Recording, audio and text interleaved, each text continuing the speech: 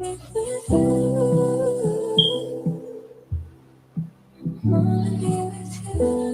up, y'all? You know who it is. Your boy JD Kiss, you know what I mean? Right now with Chris John. Shout out to Camden, New Jersey, all my niggas out there. Let's get right into it. I make sure you hit that like button. Yeah. BTBTV. Chris John, man. Yo, born, let's get him, man. Yeah. Right, never off plan. Used to get busy with them guns in my hand. 4 or 5 or a black 9 with a grand in my pocket and beef cool as a fan. BTBTV, we are not playing. Y'all just talk, we back it up and down. Sideways, F what y'all saying. We Kyrie and Kanye. This a boss talk, so you clowns should just fly away. Yeah. Hop on the bridge, throw your frame off the highway. This not a game, this is business, this my way. Real talk, your opinion is nothing. We can stay on chill, long as y'all don't violate, but it's not fair. We could be cool or your worst nightmare. We the best, I swear. And you could be my friend or enemy, I don't care. And you better be aware. Cause we coming for the whole pie and we don't share. No, it just ain't fair. But we the best, I swear. We the best, I stay up in the mix. A project politics, my mood kinda sick. Name well known from the hood to the sticks. 100 on the highway, flying so fast, burn the gears when I shift. Some people kick dirt on your name, what shoes you gave them. Broke your back for them and they got the nerve to play you. Kick raps door off, pushed and shoved my way through. Bum rush the kitchen, put my floor up on the menu. The jealousy be hitting up the jokes. That's why I stay serious, like David Banner turned in the Hulk in pure form like the Pope. Haters get infrared beams with the scope, so run and get ghosts. We fight good, boxed in like Floyd on the ropes. I'm the great black hope. Man, we the team and they know it coast to coast and it just ain't fair. We could be cool or your worst nightmare. We the best, I swear. And you can be my friend or enemy, I don't care. And you better be aware. Cause we coming for the whole pie and we don't share. No, it just ain't fair. We the best. If you with us, put your lighters in the air. No, it just ain't fair. BTBTV. Just ain't fair. Your birthday wrote you too, Momo. Yeah.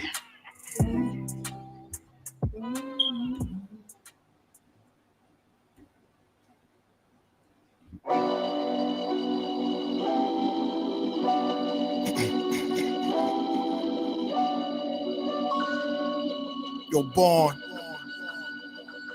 Show them how we do this, man. BTBTV. We bully the bullies. No run, no retreat. Yeah. BTBTV. One more time for y'all in the back. Y'all slow ninjas. Rah. Yo.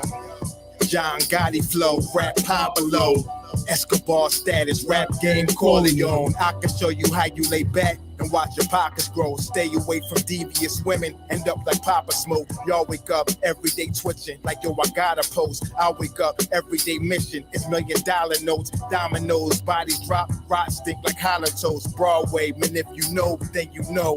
I came for everything they said I couldn't have, got that and then some, and then some. My wins on overload, say y'all overdose. Your rappers in the tight squeeze and that clutch like Cobra rope. The okie doke, we don't go for that. All she wrote, another tale from the street, death and horror flow. The projects like a ghost try and haunt your soul. Another tale from the street, homicide the folks who wanna play till them guns scream adios. Another tale from the street, black mafia. So Don Corleone mixed with Al Capone. Another tale from the street, like an opera show. These kids be acting to their life movie, curtain closed. Nowadays your foes will plot you wearing Malcolm X hats, 666. The devil on his shoulder won the death match. Reminiscing when more street ninjas was off the hook, chasing D's up off the block. Torn and running, get the force, blood on pavement. He's 12 years old and he tough to play with. He don't go to playgrounds, that's his fiends who want their veins stick. We can't miss, we can hit the target with our hands behind our back, our eyes closed and half brainless. Don't play with us. Another tale from the street, death and horror flow. The projects like a ghost try and haunt your soul. Another tale from the street, homicide the foe who wanna play till them guns scream adios. Another tale from the street, black mafio. So Don Corleone mixed with Al Capone. Another tale from the street, like an opera show. These kids be acting till they like movie curtain close. Yeah, BTBTV. It's the movement, man. You're born. You're born, let's get 'em. Let's get 'em. Kaz, we up in here, man. Hood famous.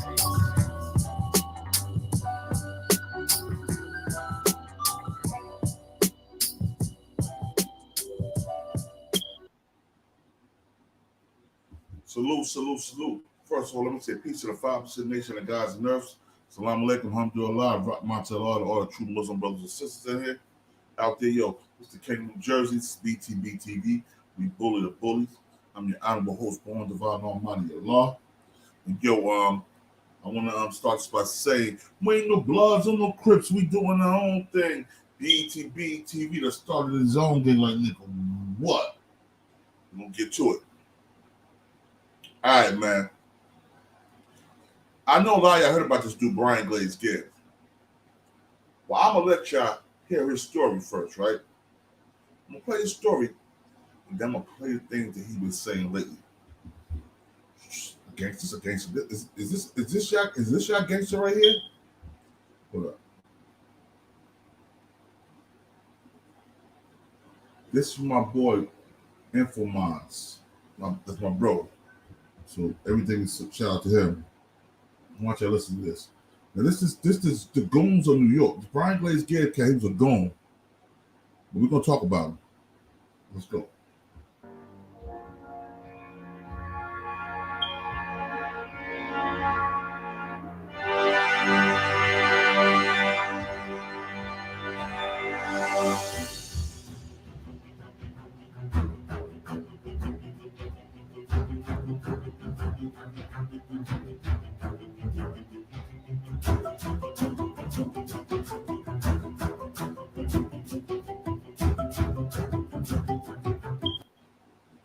If you're 45 and older and live in the United States and you still don't have life insurance, we're going to show you how easy it is.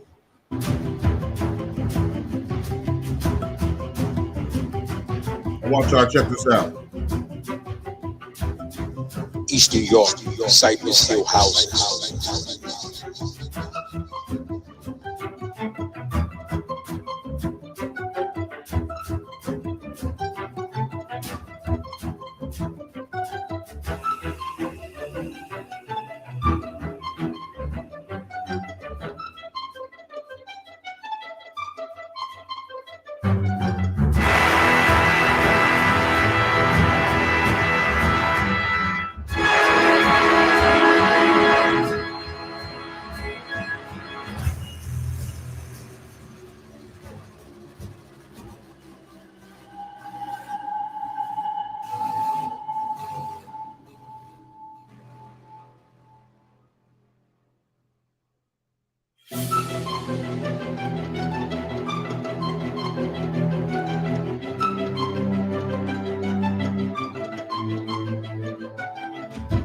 On the kill, salute point.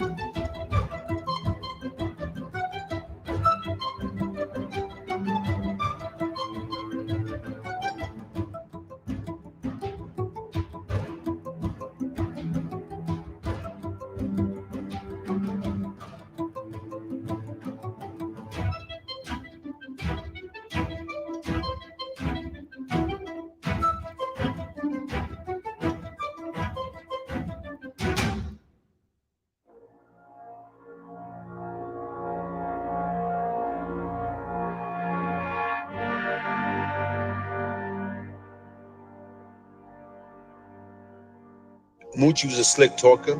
He was a hustler. When I was younger, I felt he was like a big brother.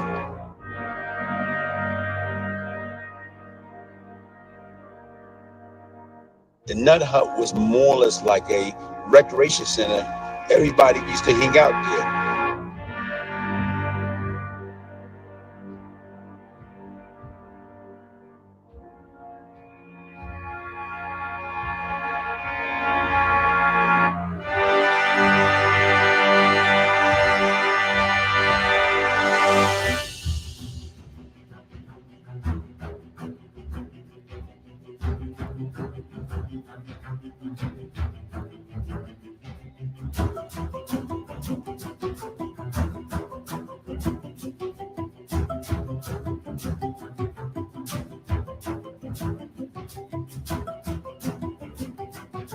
big drug dealers used to come there and pick a package from Moochie.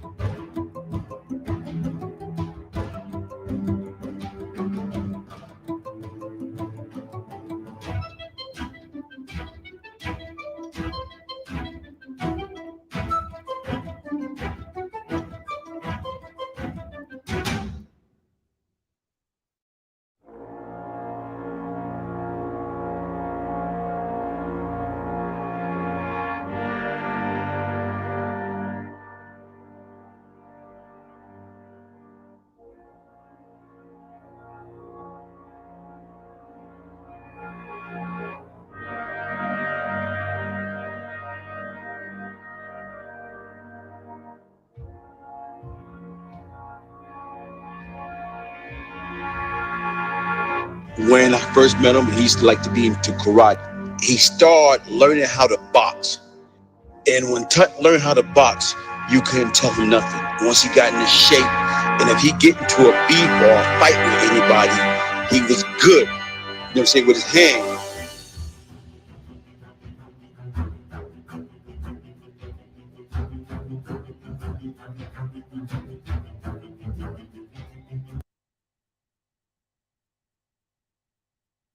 Okay, now what I want to know is, once I finish hearing this story, right? What I want to know is, how did so many gangsters let a rat like this in their circle? They didn't even know you was a rat. How I know when I was growing up, I could just tell a person was a tattleteller because they tell every time you do so, they tell your mother, they'll tell your father, they'll tell your grandmother, they'll tell the teacher. So he had to be doing telling when he was younger, but people played no never mind. Oh, he's just a kid. Now look at him. We got all sorts of big Queens niggas locked up and some Brooklyn niggas. Here we go right here. Then I'm gonna let you hear what we had to say about Black Cat Nichols.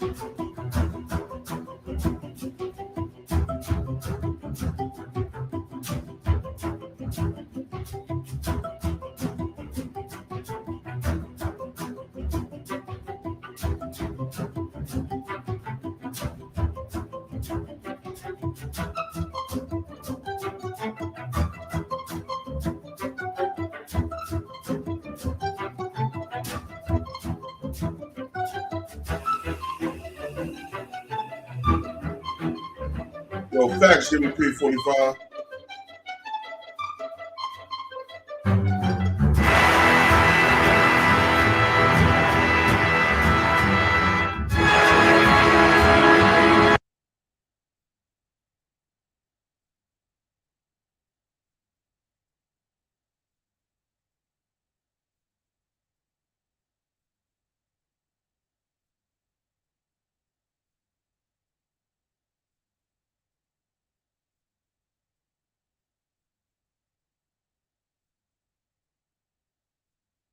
Yo, I want to know, how can a nigga like this, people come up his show, get interviews with this nigga, right? This dude's a rat, man. If he was gangster back in the day, that shit is nullified now because he been telling. Yo, what's up, Wax AP? Salute. My boy Wax Dog in the building. Salute, Wax Dog, Wax Diggity Dog. Yo, but check this out now. This guy been telling for the sake of telling. He didn't tell. He didn't tell because he was scared of the time he was doing. This guy told because he was scared to go to jail. Because he wanted to have sex and he can't have sex in jail unless it's with a man. So he ratted on the whole team, broke everybody down, just so he could get some consensual visits in prison. That's a bum shit. Real talk. So let me let y'all see something. I want y'all to see something else. I want y'all to see this guy that he speaks to a fat cat and he told on fat cat. I don't care if fat cat told on a million people, he didn't tell on you, nigga. And I condone the rest shit if he did do, but here we go ahead. Platform that was out there back in 1991. He tracked Lorenzo Fat Cat Nichols down for an interview. They call it simply the Block, a section of 150th Street in Jamaica, Queens, that served a home base for one of the largest drug rings in the nation. From a back office at Big Mac Deli, Lorenzo Fat Cat Nichols ran a cocaine and heroin trade that brought in an estimate $20 million a year. In his fur coat and gold jewelry, he was a familiar sight on the block, a stocky, bearded black man from Alabama with a 9th grade education, a busy mind, and an aptitude for murder. Fat Cat Enforcer was prepared to torture or kill all those who betray him or approach on his turf. Even after he was arrested at Big Mac in 1985 for possession of drug and firearms, and began a tour of the New York State prison system, he continued to call the shot, literally in some cases, and no revival game could upset his authority. In the end, it was a murder Fat Cat did not commit it that brought down his drug empire. In the early morning hours of February 26, 1988, a 22-year-old rookie cop named Edward Burns was sitting in his patrol car on a street corner in Queens when he was ambushed by 4 assailants and shot dead. The Burns killing rapidly became a media event, a national symbol of outrage in a war on drugs. In 1989, a jury found that. Let me pause this real quick and say, "What's up, my nigga?" Salute. How you doing, bro? Thanks for y'all got my little bro Cross up here, y'all. Yo, Cross. Yeah. We're doing. I might end up going in and out because we got this bad storm going through here. So yeah, I'm listening. So right now we talk about Brian. Remember I told you about Brian Glaze Gibbs, one that got all them niggas in Queens locked up South Jamaica, Queens. Yeah. Well, he's still doing shows. He got a new channel. This is old channel. We don't got to take the channel from him. He's still doing shows, disrespecting everybody. Nigga, how you gonna disrespect anybody when you was the biggest right out of New York? You was worse than You was worse than what's the other nigga name? What's his name? Oh man, Nicky Barnes. You was worse than all them niggas. You got everybody that you got locked up, them niggas are gone forever, bruh. Pappy Mason never gonna see the light of day. Fat Cat, he'd be out another 8 years. He should be out. Maybe less than that. You know what I'm saying? Let's give him a compassionate release, like they did Southwest T. You know what I mean? But Dr. Sebastian, what's up? Sebastian Longstaff? Salute. I don't know who that is. Thanks for stopping through. Now, let me let you hear this shit, right? Check this out. All right. This is. I'm gonna start from a little bit so you can hear all. Ruthless drug warlord Lorenzo Fat Cat Nichols even called a shot from behind bars, ordering hits on a childhood buddy and the mother of his son. But a murder he did not commit finally destroyed his empire. Then the cat turned canary. Frederick Denon tracking Nichols down for a first ever interview. Sit back and think about it, folks. Here it is, somebody from the Vanity Fair, a whole totally different arena, one of the most respected, platform that was out there back in 1991. He tracked Lorenzo Fat Cat Nichols down for an interview. They call it simply the block, a section of but they've tracked him to the 150th feds. Street in Jamaica, Queens, Yeah, that served a home base for one of the largest drug rings in the nation.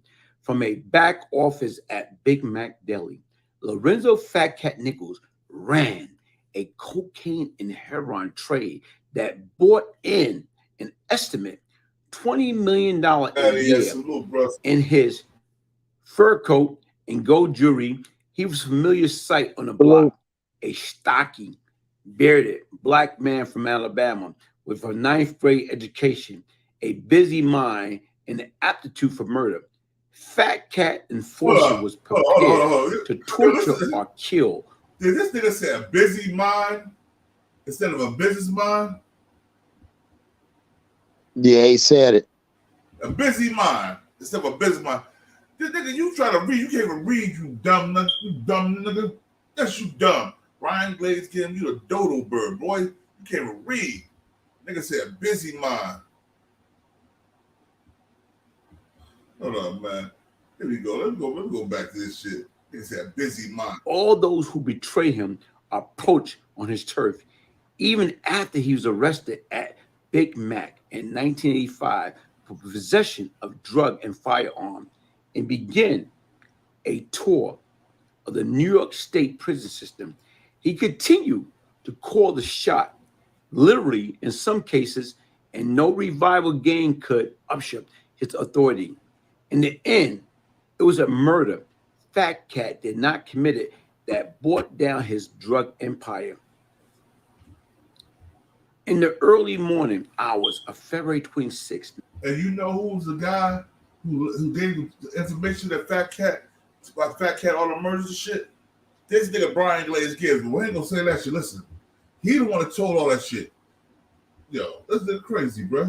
1988, a 22-year-old rookie cop named Edward Burns was sitting in his patrol car on a street corner in Queens when he was ambushed by 4 assailants and shot dead.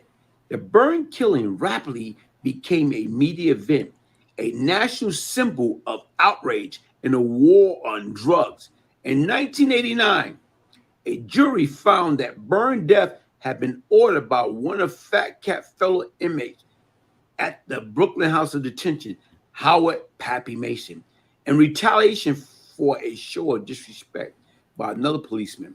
Mason commanded his own drug gang, the Bebos, but he had started out as a security guard for Fat Cat and still did business with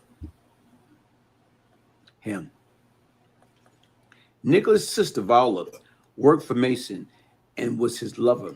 An FBI tap on her phone in the wake of the murder provided federal prosecutor with enough evidence to arrest the key members of the Bebos in the Nichols gang. 37 people in all, including Viola and Fat Cat elderly mother, his wife, his girlfriend, and 3 of his nieces. I feel like what Pappy did, he destroyed everybody. He destroyed my whole family, complained Viola in a secret recorded conversation with her brother. Nichols, speaking by prison phone, was not about to say that Pappy had ordered it, but his verdict on the slaying itself was unreserved. The stupidest shit in the whole fucking world. Indeed, Nichols was said to be furious with Mason for his impulsive act. I wouldn't say we friends today. Definitely not friends. Nichols allowed in a recent interview, Pappy was so militant because he spent the majority of his life in jail. He had a good heart, but he just didn't think. You know what I'm saying? I like him. He was a good person, but his way of thinking was just off. Things you could solve with your mind, he rather solve with a pistol. Fat Cat was more than put out of business by the Burn assassination. Today, at 32, he had lost not only his enterprise, but even his name. If you call the Federal Prison Inmate Locator Service and ask his whereabouts, you will be told that there's no record of a Lorenzo Nichols. This is because he now languishes in the federal pen under an alias as part of the prisoner witness program. It is the ultimate symbol of his defeat. As one wag put it, the cat had become canary. In September 1989, the U.S. Attorney Office in Brooklyn got him to sign a plea agreement in which he consented to be fully debriefed on his knowledge of narcotic trafficking and homicide, and if called upon to testify in court. I feel like what Pappy did, he destroyed my whole family by complaining to her brother. It is unlikely, however, that Lorenzo Nichols will ever be put on the stand. The merest outline of his life story would discuss any jury. In selling his case with the federal government, he pleaded guilty to ordering 2 deaths. One victim was a close friend from her childhood, and the other, even more, grossly, was a young mother of one of Nichols' sons. And he remained a prime suspect in the homicide as brazen as the burn hit, yet one that somehow got far less publicity: the 1985 execution of his parole officer, Brian Rooney. So far, Nichols' value to the government has been limited. He had helped prosecutors get a court-approved wiretap, but no indictment had resulted from his cooperation. Still, Nichols said he was tortured by his decision to become a snitch. It was hard to swallow for the first couple of months. He said, "I wake up in the middle of the night and it feels real bad. I kept saying, Don, how could I let myself be put into this position?" Yet he knew full well how it happened. His mother, Louise Coleman, who gave her age at 77, faced 20 years in prison for her role in her son's drug enterprise. As a reward for Nichols' agreement, she was sentenced to 5 years probation and a fine. No one in law enforcement scene offended that Fat Cat mother was given a reprieve, but it would soon be learned whether Nichols would get a far more controversial bonus for becoming an informant. Clemency for himself, a federal judge is about to sentence him on murder and racketeering charges, which carry mandatory life imprisonment, unless the government make a motion for a downward departure, which would leave the door open for parole. That prerogative belonged to Leslie Caldwell, the highly regarded assistant U.S. attorney in Brooklyn, who convicted Pappy Mason and attracted a guilty plea from Nichols. Her decision won't be made public until Fat Cat's sentence. But observers suggest that she has ample ground not to make the motion. One of Nichols' former lieutenants, who had also turned informant, has implicated him in additional murder. Moreover, Nichols remained under indictment by the Queen District Attorney Office for the murder of parole officer Rooney. We receive a lot of criticism for dealing with Nichols at all, Caldwell admit. He was probably the biggest drug dealer in Queens, and to the police, the most evil thing on the face of the earth. Nichols had no idea whether Caldwell will recommend his eventual release from prison, but he points out everybody wants to be hopeful, and I just don't want to die in jail. I want to die with my feet on the sidewalk. Even if I get 50 years, I'm going to find it in my body to do 50. I might not make it, but I had it in my mind at the time. I try to walk out a free man. Die in jail is cold feeling.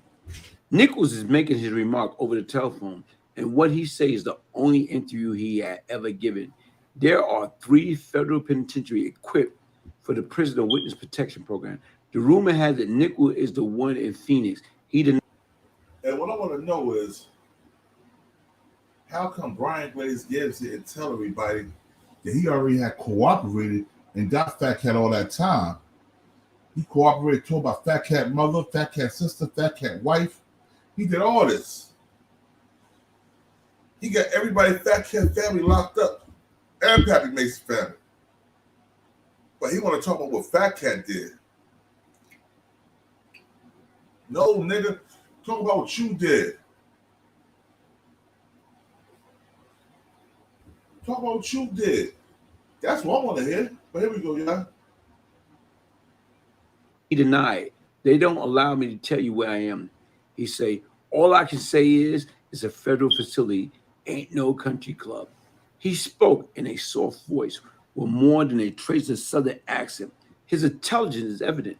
It is not the voice one expects of a cold-blooded killer, nor does Nichols have the appearance of one.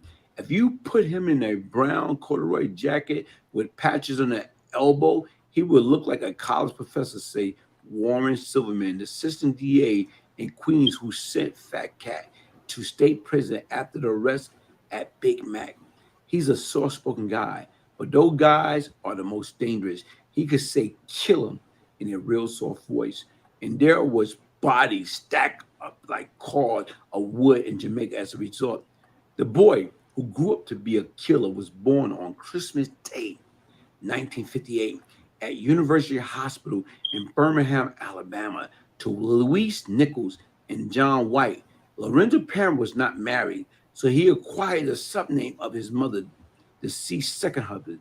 He had 3 older half-sisters, all legitimate: Martha, Mary, and Viola.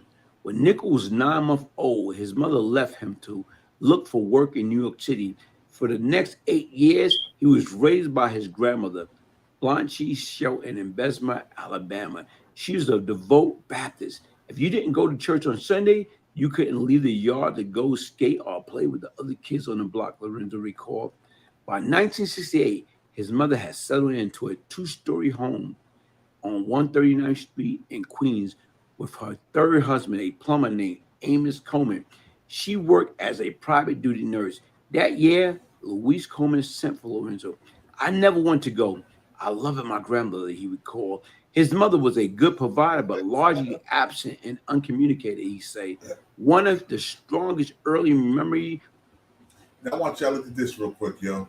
Now tell me what y'all think of this, man. Because we're going in, we're gonna go in and Brian the Black Lives right now.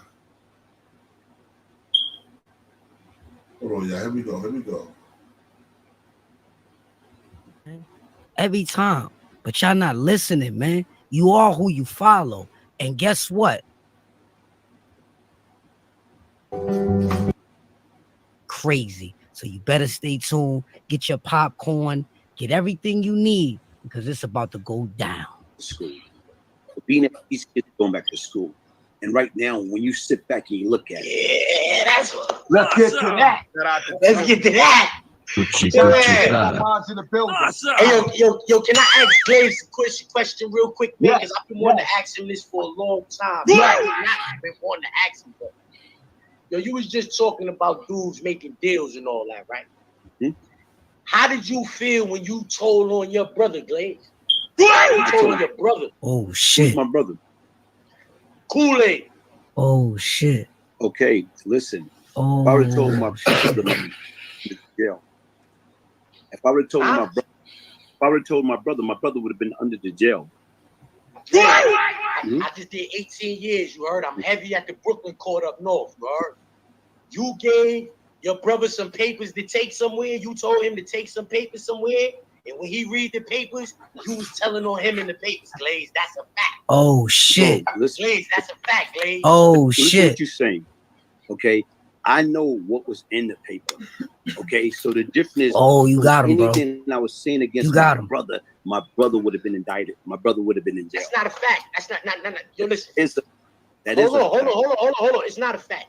Young Jeezy on trial with BMF on trial. Somebody said they used to serve Jeezy bricks of cocaine at the White House. Jeezy never caught a case. Just because you tell on somebody don't mean they gonna go to jail. You can't tell me if I would have told him my brother, guess what would have happened? My brother would have been in jail. So me and you can sit and go back and he trying to spin it. So when you sit back and you talk about my brother, the difference right now, my brother made a damn deal.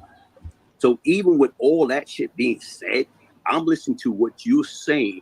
I know how the system works. I went through the system. So it's not like you did 18 years. I'm sorry you did 18 years. But the difference is right now, subscribe for more content. I know what happened. And you know what? Even before you dial in, and when they come to you and they ask you a question, And the question they ask you, they want you to lie because they already got the answer to confirm what they asked you. So they ask me a question and I confirm it. And they ask me if this is your brother. And I say, no, that's not my brother. When they know automatically that is my brother, they know I'm lying. So they ask me questions. Uno. That's the false uno clause. You tell one lie that everything you said was a lie, and that's how they could do it. I know that. I'm saying, I'm aware of that, but I'm saying your brother has some paperwork that you told him to take somewhere, and you was telling the police about your brother in the paperwork. That's why your brother don't mess with you to this day. You know what I'm saying? He be talking bad about you and all of that, son. Like, I'm just saying what, you know, like I used to be at them Brooklyn tables with all of the Fort Greene niggas, all the East New York niggas, all the Brownsville niggas when I was up north. I'm telling you, Glaze, they say you told on your brother. And I just want to know, like, when you was in the streets putting all that work in for catting them niggas, did you know in your brain you was going to tell? Because that ain't the same kind of work I put in, I put all the work in I put in. Not get caught for this shit and bury me under the chair. Did you put that work in knowing you was gonna tell? Because if you did, then I don't respect nothing you be saying. Let's get to that. All that shit about, I had to do this, I had to do that. What I'm saying is, if you was doing that shit to them people in the streets and you knew when you got locked up, you was gonna tell, then you did all that shit under false pretenses. And I don't really understand why your opinion is valued in these type of conversations. Glaze, I'm just being honest. That's a fact, nigga. Hold up. You know what? I'm gonna say this, right? Oh, give me a second, Glaze. Give me a second. What I want, see, this is all the elements of the game now. Like, I want people to understand, even the dude that was the illest killer, you see what I'm saying, has a story. He has a story to tell. Because the reality of it is that it's always good when the best. Fuck out of here. Snitching is snitching, nigga. That's it. Kitchen, whether it be in the streets or you run up on, when you run up into a crew, like Sex, Money, Murder, for example, right? And I use them for an example because when I was in jail, if I was in the streets when my big homie got murdered, it would have been an all-out war.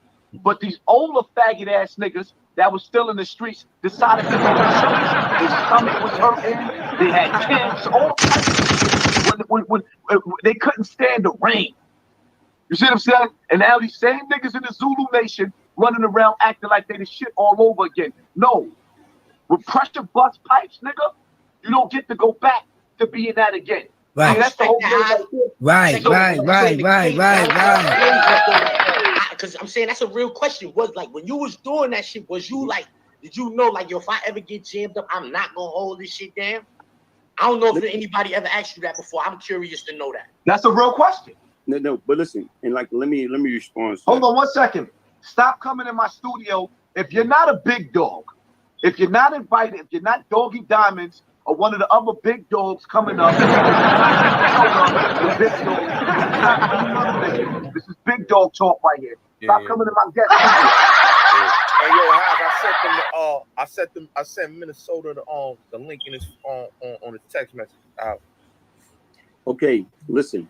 First of all, I don't know you, you don't know me. So the difference is right now is respect. I don't give a damn whether you respect me or not because I don't even know who the hell you are. That's what the snitches say. Another thing, premeditation. Like, how in the hell nobody know what they're gonna do until that time comes. So to think that I did all that shit knowing that. He said knowing that shit. He just admitted to it. Yeah, he just admitted to it. Now, let he or you got him, bro. Who have sinned. I'm saying cast the first stone. But with you, when you like, well, you know, about your respect about who you was around or whatever, even right now to this day, if I'm around these individuals, trust me, it's a different conversation. So I know what I did, what I didn't do, and you coming over here talking about Kool-Aid when you don't even know the half. So I don't give a damn. You did 1,001 years. It don't really matter because I know what took place. You just now sound like you trying to justify. And I'm saying you telling on people, you heard? My name is Zip with the Drip. My father's name is Darren Bossy. My father killed the police in Queens in 1980. His little brother, Michael Bossy, threw the grenade at the police when they came to get my father. So when that's how I came up. Everything I did, I knew for a fact. And when they got me in that quiet room in the precinct, I wasn't going to say jack shit. I was gonna tell him my name, You see that my little birthday, middle? and my address. And that's it. I wasn't gonna say another motherfucking Hella word. style. Everything I ever did. So for you to get on here and say, get him, bro. Me, nigga, that's who. Get him, bro. Talking about that's you making excuses for why you told on them. Get him, bro. I don't want to hear Get him, bro. Oh, I don't know who you. I'm somebody, Glaze. That's who I am. Bro. I'm somebody. Hey, listen, first of all, say the little, all that. Hold on. I ain't gonna talk to you like you know lady. I'm not talking to you like you know lady. I talk to bitches calm. That's it. I talk to niggas like I talk to them. You don't like how I'm talking to you? That's it. I don't care. That ain't my problem. You don't like how I'm talking. Listen. Listen. So can't wait for this. You subscribe, like button, more content is coming. People to understand from Brian Glaze Gibbs' perspective. We don't. Because there's a lesson in every last one of us when it comes to these streets. We don't, there's a lesson. You see what I'm saying? Not you did your time. He told he was around his time. All right, there's a lesson. Fuck there's that. a lesson. Ain't no lesson. How's that nigga did bad. Son, ain't no fucking lesson in that. If you in these streets, nigga, if you in these streets, listen, ain't no rules in the streets. That's they got it fucked up. Talking about when you play the game, playing. This shit is not no game. This shit is real life. This is no rules. Every option is available. He chose the option to tell on niggas. So it's no lesson in that. Either you gonna be a stand-up man or you gonna sit down and pee. Straight up, and y'all following these niggas. Glaze is the type of nigga that'll knock my head off for talking to him like this in person. Facts. But if I shoot him and he live, he'll tell on me. That's a dangerous coward. Straight up. Respectfully. Straight up. That's a dangerous coward. The nigga Straight that'll up. kill me for talking to him the way I'm talking to him right now. But if I shoot him and he live, he'll tell. That's a dangerous coward. Straight up. Bro. That's Y'all need to come subscribe to my shit. Well, y'all gonna get this real shit. I listen to you. I told you this in person. Some shit you say I don't agree with. That right there, I don't agree with. Ain't no lesson in what this nigga telling us right now, homie. You know what? That nigga did bad. Let's pause this, man. Cause I told you over here at this fucking podcast, I'ma be touching the shit that other podcasters is scared to touch. They gonna get fucking blocked. They gonna have bitch ass niggas reporting their page and all that. This the real shit going on, man. Roll up your Zaza, man. We fucking going up. Time out. It is you ratted on niggas because you told on your brother, bro. Okay. Send a link to Minnesota again. It wouldn't let me in. Let him in for a reason. All right. I'm gonna send it to him right now. Okay. Look at you talking about. I told him my brother. All right. Like I said right now that's why my brother don't mess with me now. Do you know why my brother don't mess with me now? You don't give up. You told. You told.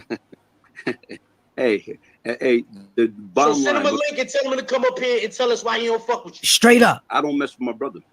If his brother's watching, if his brother's watching, come up, man. No, the different talking bad about me. Sticks and stone may break my bones. Hey, he said he backstage. You still in the back? Word. What is word? What is words? What is words? Words is a lot, Glaze. Words is a lot. Y'all hear the rat? Y'all hear the rat? Words is a lot. Words mean y'all hear the rat? The Bible was made in words. The Quran is words. What do you mean with the words? The words is powerful. The law is words. Straight up. What do you mean? What is word? Words is powerful. Straight up. Get him, bro. You don't talk to me like I'm no little kid. Straight up. Talk to me like a grown man. What is words? Words is powerful. Hey, listen. See, like I told you right now, I'm live, trying to maintain my composure. Comment? Y'all want to get I'm in not this? yelling. Go to I'm YouTube and comment. Let's go. I can go there. Putting all comments up. And I can go there with the best of it. But for what? First of all, like I told you right now, I'm listening to you and I'm trying to give you the benefit of the doubt. And even with that being said, talking about my brother, if I reach out to my brother, everything about my brother is about $1, not about anything else. Right. It's about $1. So the difference is when you start talking about like you know so much, when you don't know nothing. So you can go by what you hear, what you think you might know or whatever. But the difference is right now, if I want to make up for my brother right now, only thing is me, hey, here, I'm sending you this right now. And guess what? He'll be on my platform tomorrow. But for what? The difference is, like I told you, when you deal with people, you deal with everybody accordingly. And do people add value? Okay. People take value. At this stage of my life, guess what? I don't got time for BS. I don't got time for drama. You know what? Like I said right now, it's not the point about me cooperating, about being a real Negro or whatever you want to call it. The question is, how do we stop these kids from putting themselves in this predicament in the first damn place? How do we get these kids? All right, so Gibbs, I want you to answer your own question, but I also want y'all to understand. For those of y'all that's watching, Peace to the God. Peace to the the God. reality. Some of the illest killers, some of the biggest drug dealers. Don't lie to yourself. Peace, God, peace. Brian Glaze Gibbs, the man that you're watching, argue with Zip with the Drip. Both of these niggas is killers. Even when it comes to me and Zip, Brian Glaze Gibbs, his history. APTV salute. History of a snitch. With, and what them niggas did was they were monsters. More than me and you put together. More than me and you put together. And I was a monster and Zip is a monster. 81 J salute. I got charged with multiple bodies. And that's what I'm saying. They was talking about giving him, they was talking about him catching a body every week for a whole year. Brian Glaze Gibbs was a monster. Preacher was a monster. Preacher was taking dudes that he had. We not spinning the narrative, to the bro. basement, busting their booty hole open, then decapitating them. Monster. Soon as he got to the precinct, He shouldn't be talking about no he even told on his son. So I want y'all to understand that when you enter this Follow game, Zip with the Drip, man. and it's not a game. Follow Zip with the In the Drip. streets, the He's number a one real one. rule is that there is no rule. Because what you gotta understand when it comes to the drug game, right? If you can sit up there and take a drug that comes from the CIA and sell it in your own community, watch your next door neighbor go from being a pretty woman to a crackhead. How that nigga said from New Jack City? 5 times a day by crackheads. So now you can beautiful black woman turning adult kids and crackheads, and then watch their kids run around the hood being either manipulated by the drug dealers, the same drug dealers, or molested by the African Bambadas. Once you could be that dirty that you could turn a black queen into a trap queen into a zombie. You ever seen a dope fiend on the train station or on the block, nodded out on 125th Street in the Bronx? They can't even stand up straight. That's a fact. The man that turned another man into a zombie, into a crack whore. So when you can actually sit up there and you can do that to your people, you are capable of anything. So the smart niggas say, you know what? Cross, When I salute, was in cross. this game, I didn't care whose life I destroyed. So when I get behind this penitentiary, I'm not going to care whose life I destroy. Yeah, let's get to that. Slip to that. What I want to know is how I signed all these murder charges and never did but 2 or 3 years.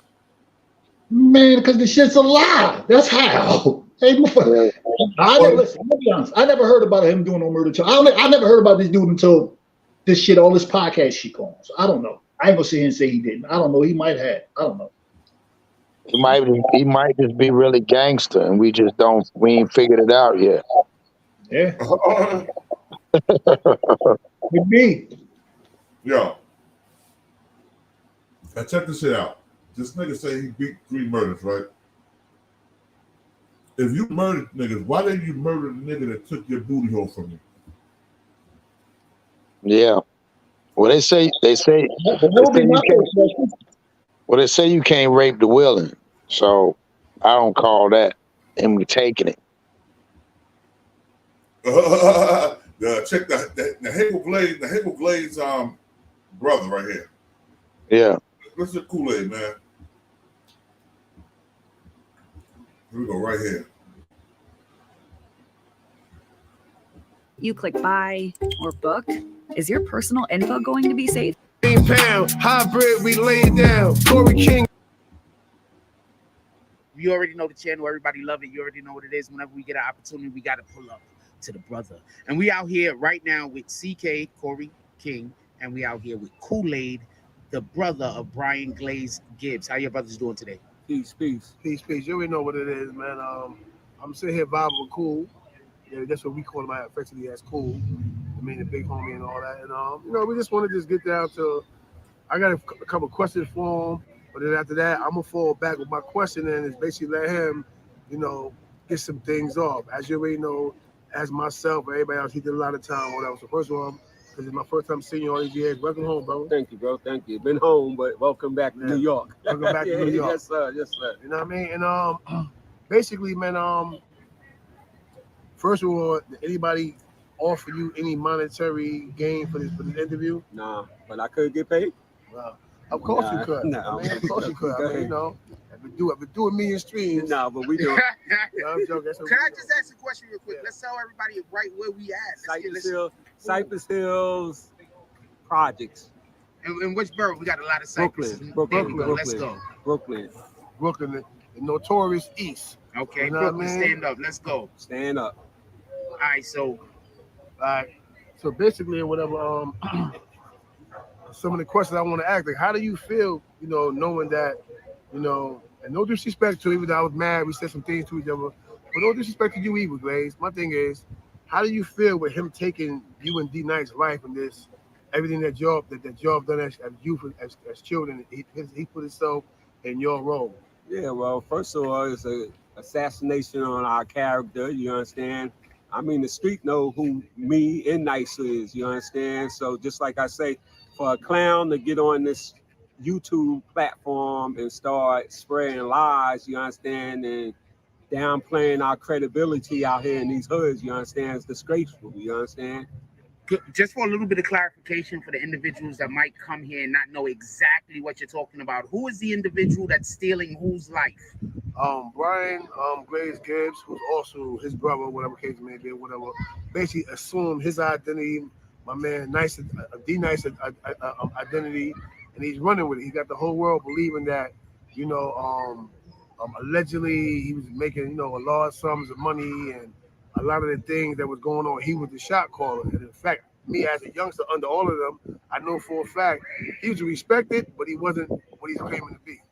Yeah, he's my younger brother, and like I say, he was never major in the game, you understand? So he went out to Queens and went to work for Fat Cat as an enforcer. We are bosses. We never went to no damn Queens to work because, again, we ran our own shit, you understand? But he took our basically their whole identity, who they were, the role they played, and he transformed himself from being a worker into being a boss. His brother and Nice as being bosses. Yeah. Oh wow. Can you think of a specific could you like give us an example of something that he called out that you've heard him speaking about, saying that he did, that you did? Yeah, first of all, about a platform of him making $40,000 a day. Oh wow. Unbelievable. Guy had a spot in Coney Island making between $500 to $1,500 a day, and all of a sudden he miraculously go to Queens and start making $40,000 a day. No, that don't sound right. It ain't right. You understand? I mean, the guy never owned a brand new car, never bought nobody no houses. You understand? And he made a statement about he gave my mom's $100,000 for a house. Now, how the hell you buy your mom's a house for $100,000 and you got a wife and a 2-month-old son when you get knocked off and they came back to the projects? You understand? That's not making no sense. 40 times 30 is how much? 1.2 million a month. Am I right? So times 16 months. You understand? That guy should have over $17 million. You know, he say Biden, the president now, testifying the Senate committee saying he kept 35 million. Where did this money go? The government never seized a penny from him. Where did it go? Okay. Facts. And then, you know, what I have a problem with is you're using FBI testimony and they affectionately call you Brian. Here, Brian says, and well, we know with Brian, like, listen, brother, like, you no longer a part of Brooklyn, the hood. Stay outside the hood where you belong at. Like I said, I'm not a rat hunter, so I'm not hunting you down, but you just crossed the line, man. These are big homies we're here. So you are basically alluding to him being a snitch at this point. Yeah, he's a no snitch. He passes snitch. He's passed. I mean, I think he's one of New York's most notorious snitch. I give him king of that. He want to be number one. I give him number one. That's Agent Glaze. Yeah. Tell it all, Brian. Oh wow. You know, so with that said or whatever, I'm gonna move over to the side. Tell the world something about yourself, for where you came from, or who you are today. He got the floor. Yeah, man, I'm Kool-Aid again. But like I say, I flew up here just for this. I mean, he did an episode about tell him cool how you snitch, you understand, since you got picked up at a Tyson and Razor Relic fight back in '91. And he said I cooperated with the feds and state ever since then. But who the hell cooperate for a parole violation? A parole violation, you can't come home. Ain't no need to tell nobody. Ain't no need to tell nobody. You can't come home from that. And like I said, I flew up there for the simple fact to let people know this face is good wherever I go. That's why I stepped foot back in this project. I've been downtown Fort Greene, been to Kingsborough, been all through Brooklyn. You understand? Just because he say what he say.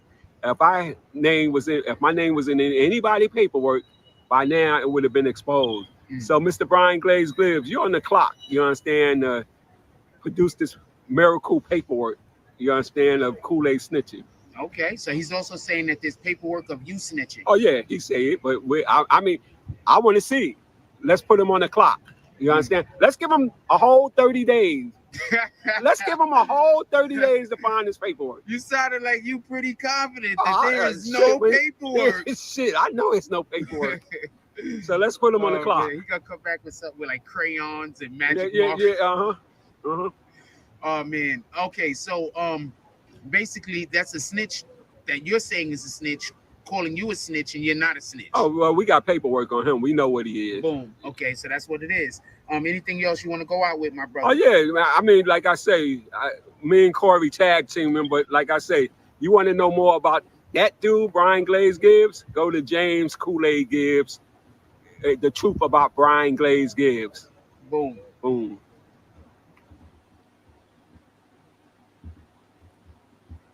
All right, John. Now I heard that, right?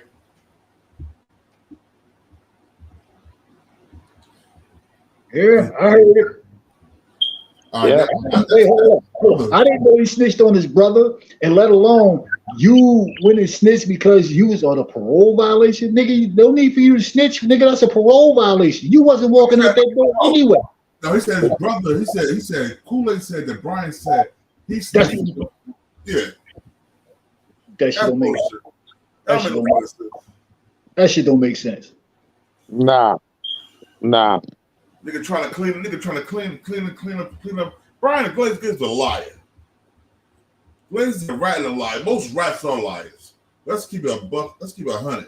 But yo, now hold up. Now here go the hood niggas. James Kool-Aid Gibbs. What is that? The OGs of Cypress Projects in Brooklyn. Who want to go first, or y'all want to do it together? It don't make a difference. OG Nuke. All right. Do you know the bar got shot over here? Who? The bar, Bird Brother? Yeah, Bird Brother. Yeah.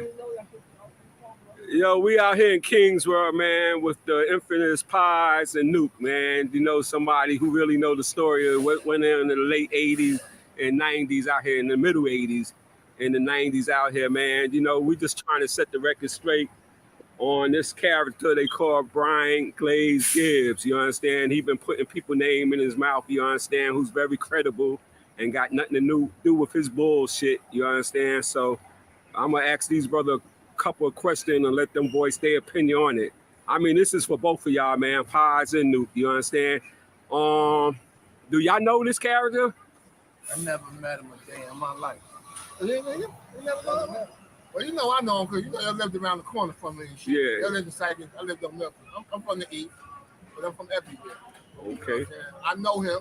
I know him when we went to Reed Eye. Okay. When he robbed that girl for a fucking, what he about to fuck? Bracelet? A watch, a gold watch, that grimy shit. Yeah, he do shit to girls, but yeah, I know that lane. All right. So like I say, how about Nice? Y'all know Little D Nice from out here? My brother. Your brother. Yeah, that's my cousin. All right. And matter of fact, we standing right under the window. Right, that's the window? That's the What building that is in Kingsborough? 708. 708 Kingsborough? That's where it started at? Yeah. Okay. Yeah. I mean, the old boy got him like, you know, if Little D was nobody, you understand? If Little D was under him and, you know, like cats like that, you know, I mean. I don't understand it. Whatever you did. Big game, Gazy, Big E, Big E. If you was a gangster before you did all the telling, you was a fucking gangster. But once you start telling on every fucking body, wow. That, if you tell him one point, that Pretty might girl all love of trap. that shit out. It's true. He's out here, he's scandalizing my name. I don't do Count Facebook. the kid, this dude, my nigga, I don't piece do of none of that God. shit. I don't watch that shit. I don't care nothing about it. The 80s do it the 80s. Thank you. If you know me, you know me. Okay. You know what the fuck I do. Okay. He know what I did. Oh. He know me. You know I ain't make no deal with nobody. I ain't try to make no deal. Yeah, they came and got me. They snatched me. They snatched her. They snatched every fucking body. Okay. Everybody that was affiliated. Okay. They snatched all of us. And they bring what they do. They bring you down there. They try to scare you. And if you a bitch like this motherfucker, you tell on yourself.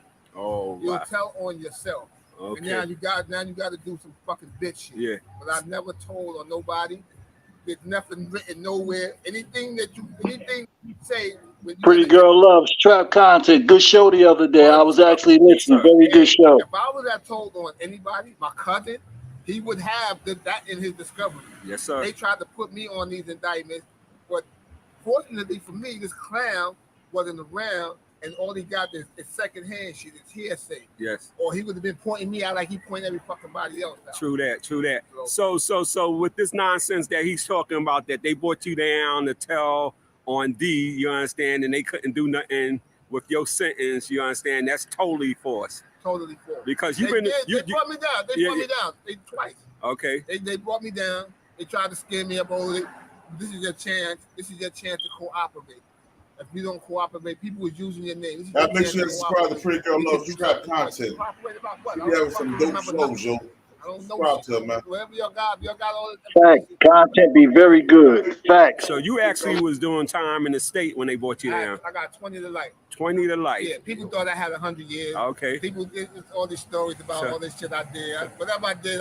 Whatever I did. People thought I had 100 years. So we all have done state bids, and we know when you testify against somebody or when you make statements that shit will go all over the state, that people will actually know this for fact. Yeah. So I ain't never heard your name and no shit. Besides, the only one I ever heard your name in paperwork is from Brad. His other name is Radford Henderson, also known as Glaze. He the only one who I ever heard had your name in his mouth. You understand? But he had dozens of other people, credible people named. He probably was mad. I don't know. I'm gangster. Yeah. And I see, bro. Forever. Yeah. I was on Rikers Island in 80. Yeah. I was a gangster then. Motherfuckers didn't take my shit in Rikers Island when I Yo, was Pretty Girl Loves in Rikers Trap. Island in 1980. I had a British Walker. I had a sheepskin. I had a suede front. That's what I went to the full building with. That's what I came home. Pretty Girl Loves Trap. Hit the link, yo. Come talk about these old Washington niggas. I ain't never been no punk. I never learned how to get no Yes, punk. I'm a stand-up motherfucker. I've been doing what I do. People that know me, they respect me. I can go anywhere. Yeah. I don't gotta hide. Yeah. I can go anywhere. Motherfuckers know.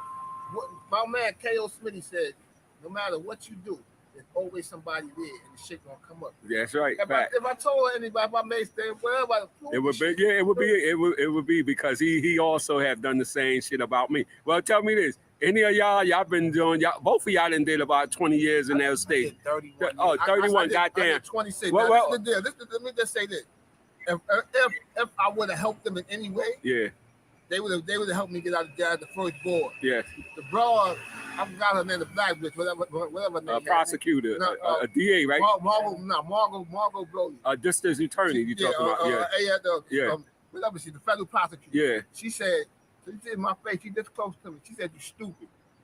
She said, "People is using your name, involving you in these murders." She said, "I'm giving you a chance to redeem yourself."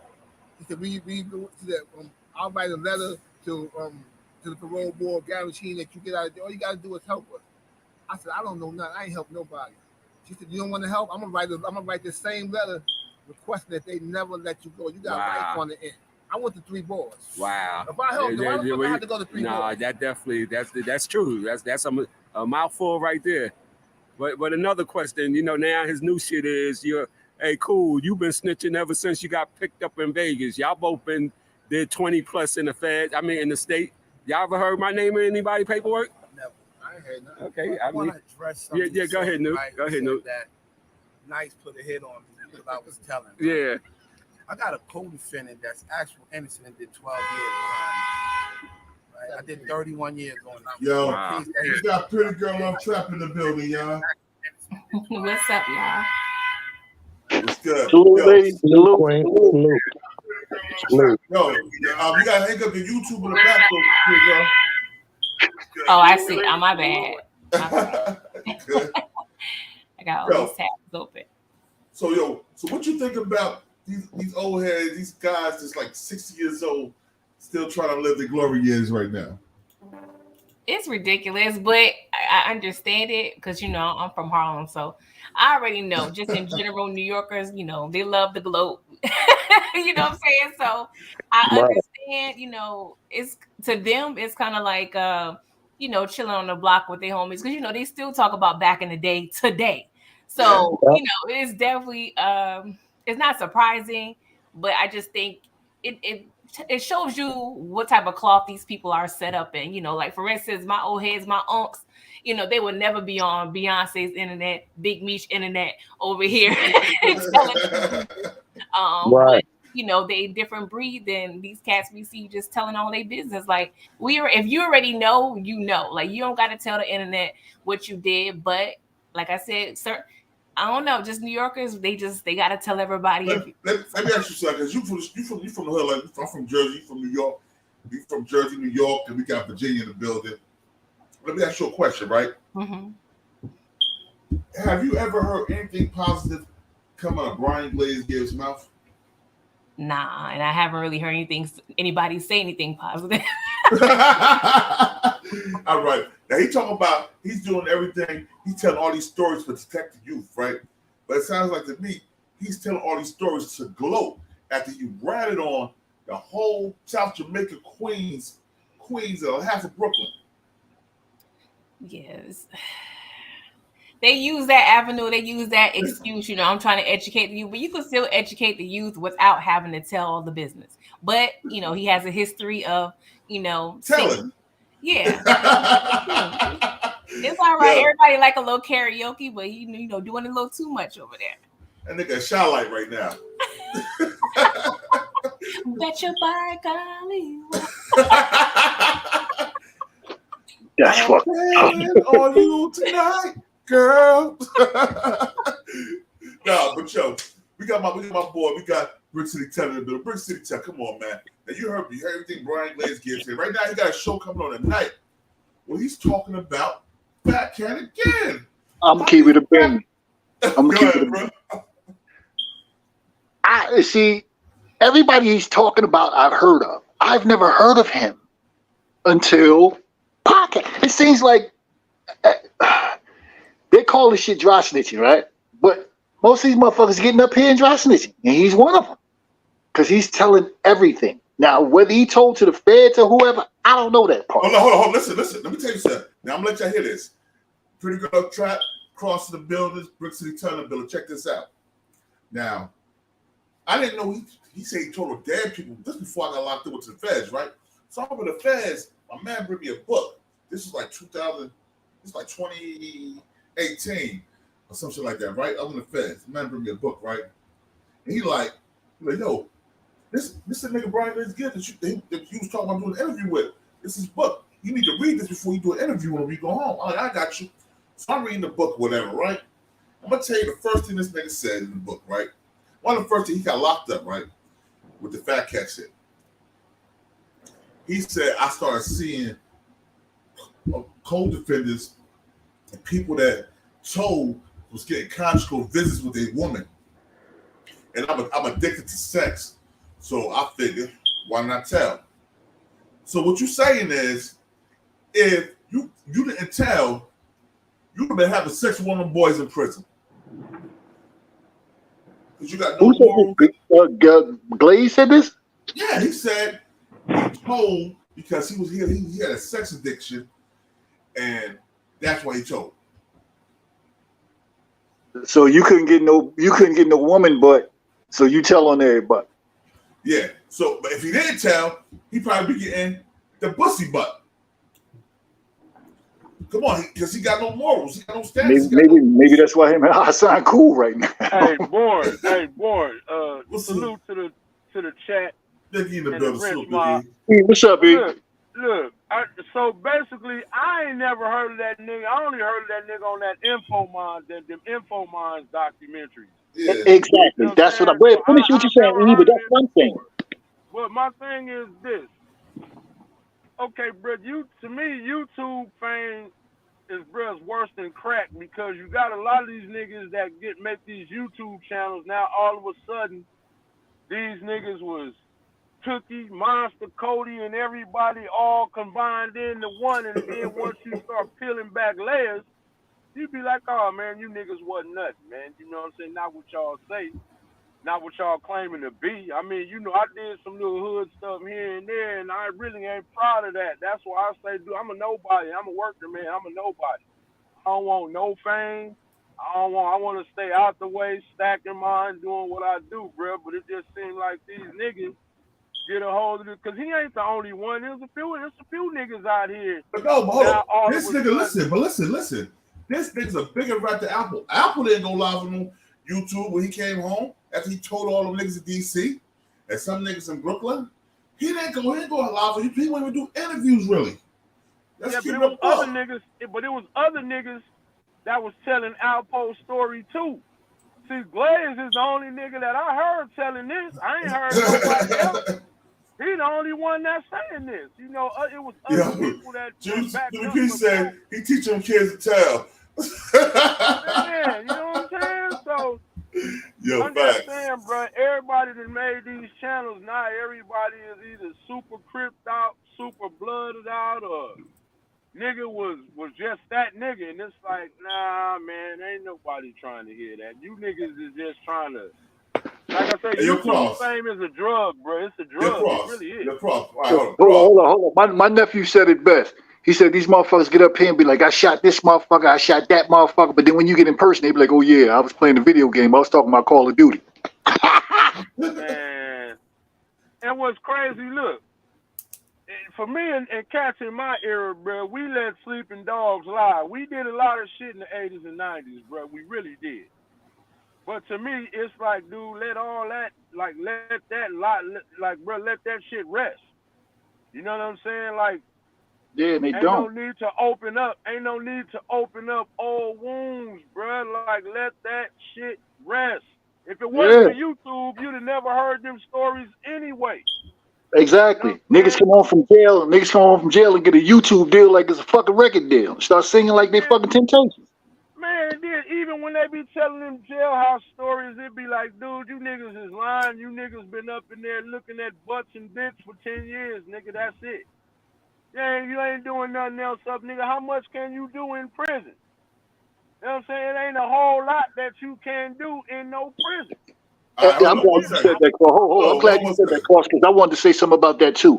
How, motherfucker, you got 26 years, but you done went in here, you done banged this dude, you done stabbed this dude, you done did that there, but no other 8 years was added onto your shit. Man, get the fuck out of here. Come on, man. I mean, Hey, Cross, hold on one second. Cross. Go on, Cross. Now, we got to keep it even. We got Cross speak, we got that pretty good trap speak. Yo, Cross. Now, you from Virginia, bro.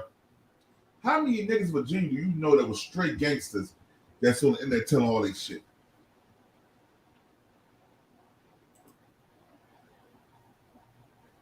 Cross. Yeah. Probably not that many. Cross. It's just for my I was telling somebody, I said, man, it's kind of fucked up. Even in our era, you don't see too many niggas talking because they still locked up, but it's so messed up. When we were growing up, I kind of wish, because we was taught that, man, I kind of wish some of the pictures, man, when I was out there, I just had a picture of it. We didn't even take pictures.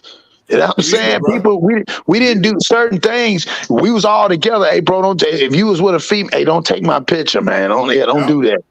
You know what I mean? And they be like, well, no, man, it's 2 minutes together. Like, you take my picture somewhere where I don't know, but you just can't, or at a family reunion, but you ain't taking just no random pictures or telling on yourself. I'm gonna tell you this. Even when I was, I never noticed it, because I never took pictures while I was hustling heavy. You know what I'm saying?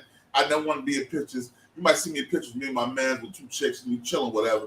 But you never see the picture, no club, throwing no money, having money signs, none of that. I was beef for that.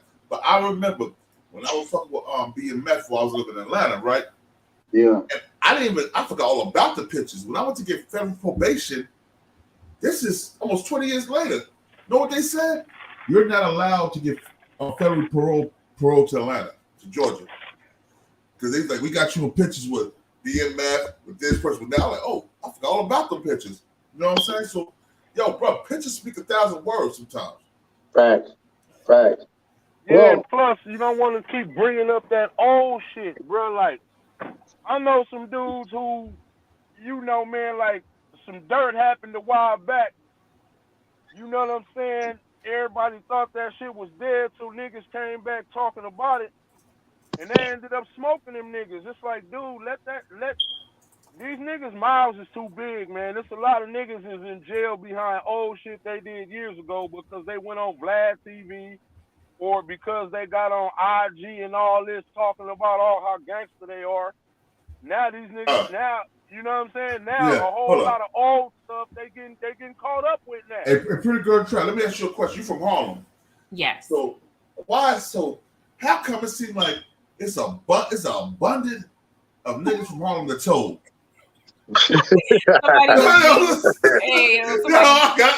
Somebody was calling that out on one of my lives. It's hilarious. Hold on, That is all one part. right, let me name some names. Let me name some names for you real quick. The first one that told, he told over a bitch. That nigga was Nicky Barnes. Yeah. Then you had Frank Lucas. Mm-hmm.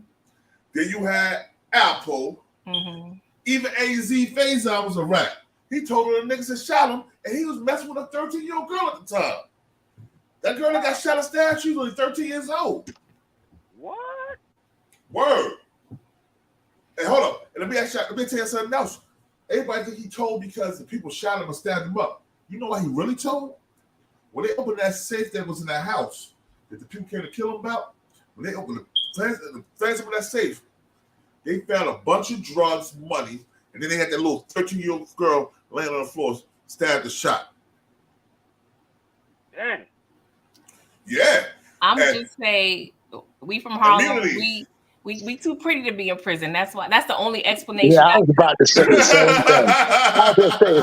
I said, man, Harlem, the folks, the only one I know, man, the most arrogant. Even the chicks say they arrogant. You know what I'm saying? Even the females say these niggas is arrogant. And then they get pretty and talk about whips. You know, everybody get that whole blueprint from Harlem.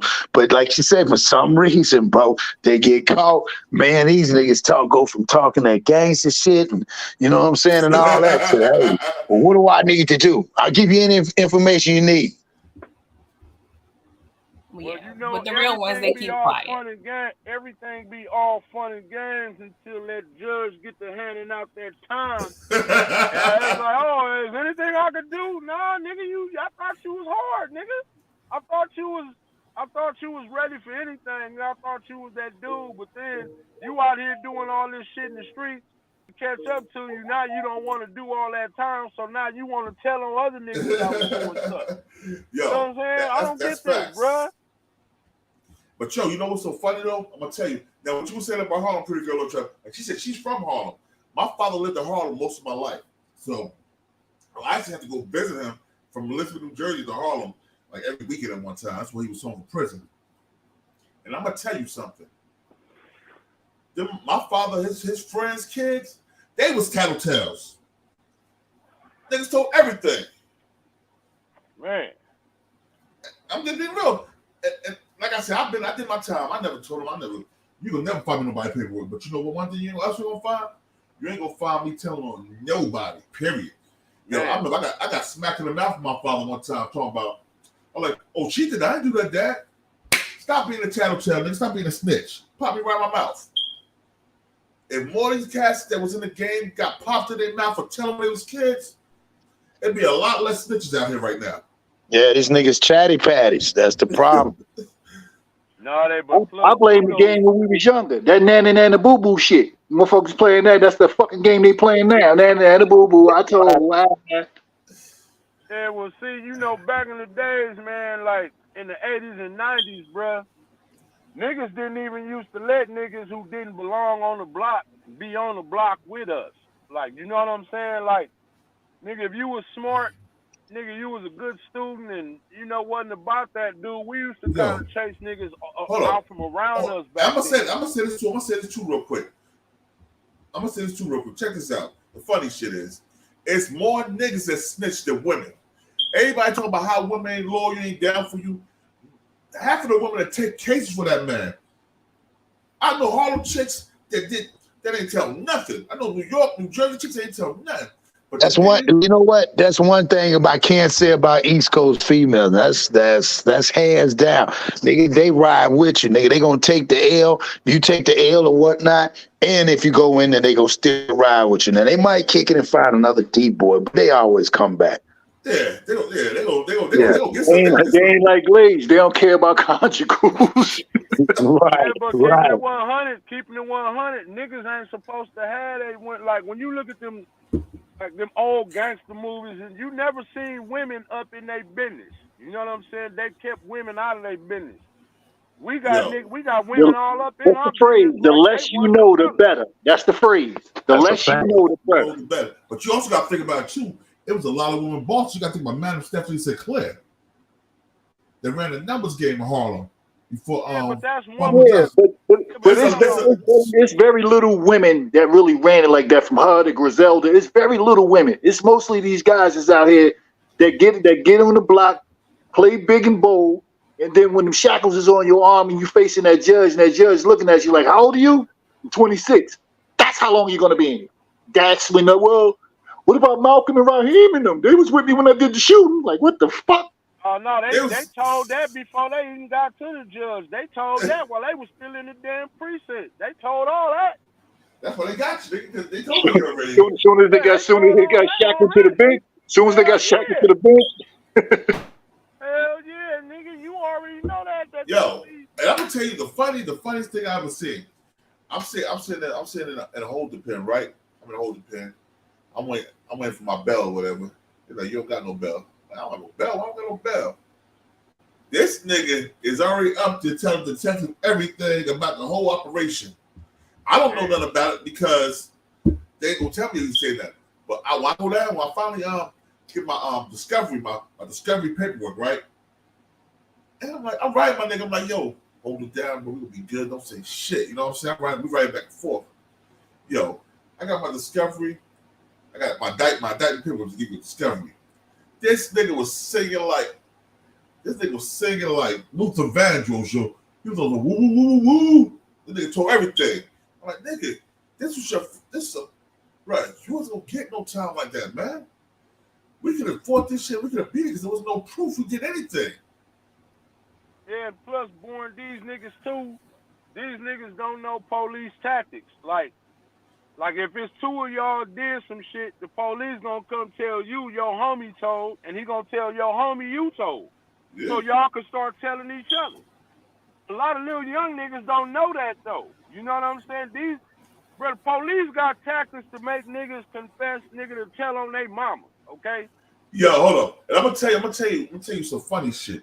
I'm sitting there, this is why I went to the feds, right? So it's a cop I used to play basketball with. We was high school. We play leagues together and shit. So he's a detective now, right? And he's like, yo, you can make it easy yourself, you know what I'm saying? I know your whole family, you know what I'm saying? You make it easy yourself by getting somebody else, and we'll let you go on the bank robbery. So I'm like, give you what? Nigga, who? Nigga, get me the fuck out of here, get back to myself, nigga. You crazy? Man, don't ask me nothing, nigga. Hold up, I got a question, and I want everybody to answer this one for me. What is considered solid? Because even some motherfuckers niggas like, yo, that nigga solid. That nigga getting on here talking. He's getting on the internet talking. Is that considered solid? No. Like, so that's what I'm saying. Like, what is the definition of solid for hood? Like, what's the real definition of solid to me? Is a nigga that know how to keep their mouth closed on all fronts. Like I said, a lot of shit I did is going to my grave with me. Niggas ain't gonna never know a lot of the shit that I did because, nigga, that time is over. I'm not proud of it. And ain't no need to bring none of that old shit up. To me, that's what makes you solid. Whatever you did, nigga, that go to your grave with you, nigga. You know what I'm saying? Nigga, that's what I'm thinking it is, because I'm in the same boat as Bond. I ain't go feds. You know what I mean? I did a little punk ass county bid, but it was a chick involved. Jersey chick. Man, listen. She knew nothing. She knew, but she knew nothing. But I looked at them and I was like, yo, she ain't got shit to do with it. Period. You know what I mean? But after they kept her for an hour and they let her go. You know what I mean? But at the same time, she said nothing. And she was right in the middle, to be honest. bro. I got caught selling sherm. I did 2 off 3 years for selling sherm. It wasn't nothing to tell on, nigga. I did my time and that was it. All the other shit I did There that you I go. didn't get. You know what There I'm you saying? go. So There you go. you know what I mean? It's like, nigga, you solid when you do yours, nigga. If you man, what did Beretta say long time ago? And it's prevalent today, nigga. Don't do the crime if you can't do the time. See, all these niggas want to do all these crimes, but ain't down to do the time with it. Well, you know what, E, one thing too, and we learned in the game, you know, when I was coming up, that's what you signed up for. So when you did it, if you got caught, if you did it, people don't fail to realize the way I look at it, you done it 1,000 times. You get caught that one time, you're supposed to catch it across the chin. Cause nigga, the other 1,000 times it could have been worse than that. So a lot of times it's like, I used to tell everybody, treat every time like, I mean, I'm just saying for those who do it, treat that time like the first time every time. Cause at the end of the day, what you signed up for, my nigga, hey, that's what you signed. You tell niggas all the time, don't get mad. That's what you signed up for, niggas. It's like the Boy Scout, nigga. That's what you signed up for. Everything that come with it. And niggas know the routine. When you're out there, you first of all, let's be real with all of us here. Before you started whatever you doing, let's use the drugs. Before you started selling drugs, you watched the motherfuckers in front of you. So you knew the consequences of what can happen before you put that money in that other in the plug's hand to get your work. So you knew the consequences that was coming with that. Period. Off the top. But bro, look, what did in ATL, you remember when the little young nigga wanted to get off in the game and he was talking to Big Boy, he was like, nigga, are you sure? Nigga, this grown man business. Like, you know what I'm saying? In the movie, yeah. Yeah, you remember he told him, like, nigga, you sure this what you want to do, nigga? Because, you know, this grown man business. And it ain't, you know what I'm saying? He almost got himself killed because, nigga, you think you know what that game is. Yeah, 13, 14, you see the money, you see how fly you look, you see the girls liking him, and you thinking it's just easy work. Nah, it ain't, buddy. Back in the days we did, because you got to understand, my dude, like, let's take back in 85, 86.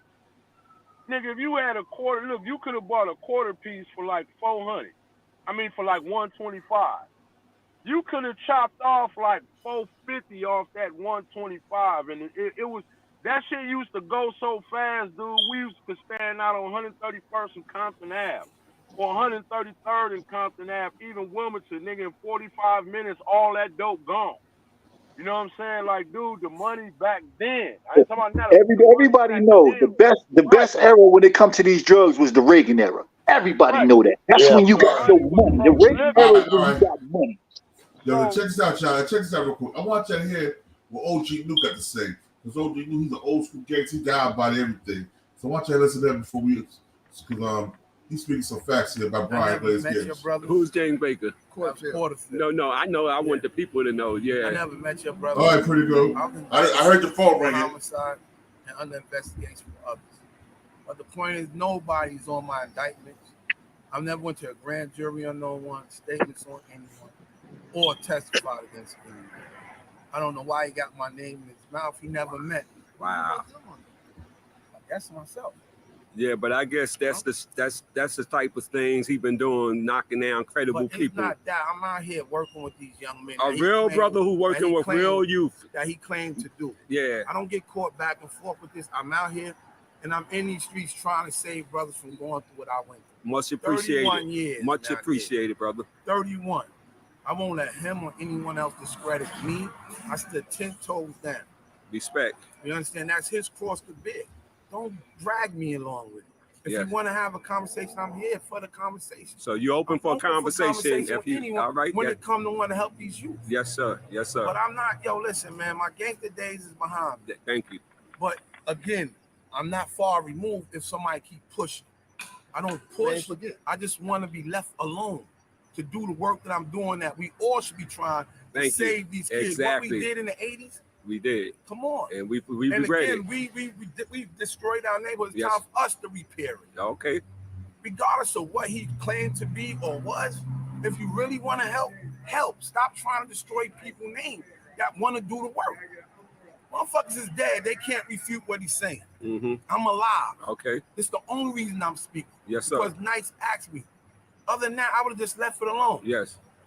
But I'm saying it to him and anybody else. I stood 10 toes down. Can y'all say that? I don't point the finger at no one. I got a cold fin at the 12 and after 25. Had nothing to do with it. Wow. Nothing. Wow. And I tried. I went on a stand for him to get him acquitted. That's how I jammed myself up on the case.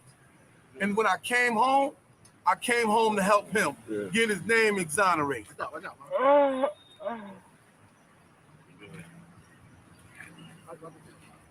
Good?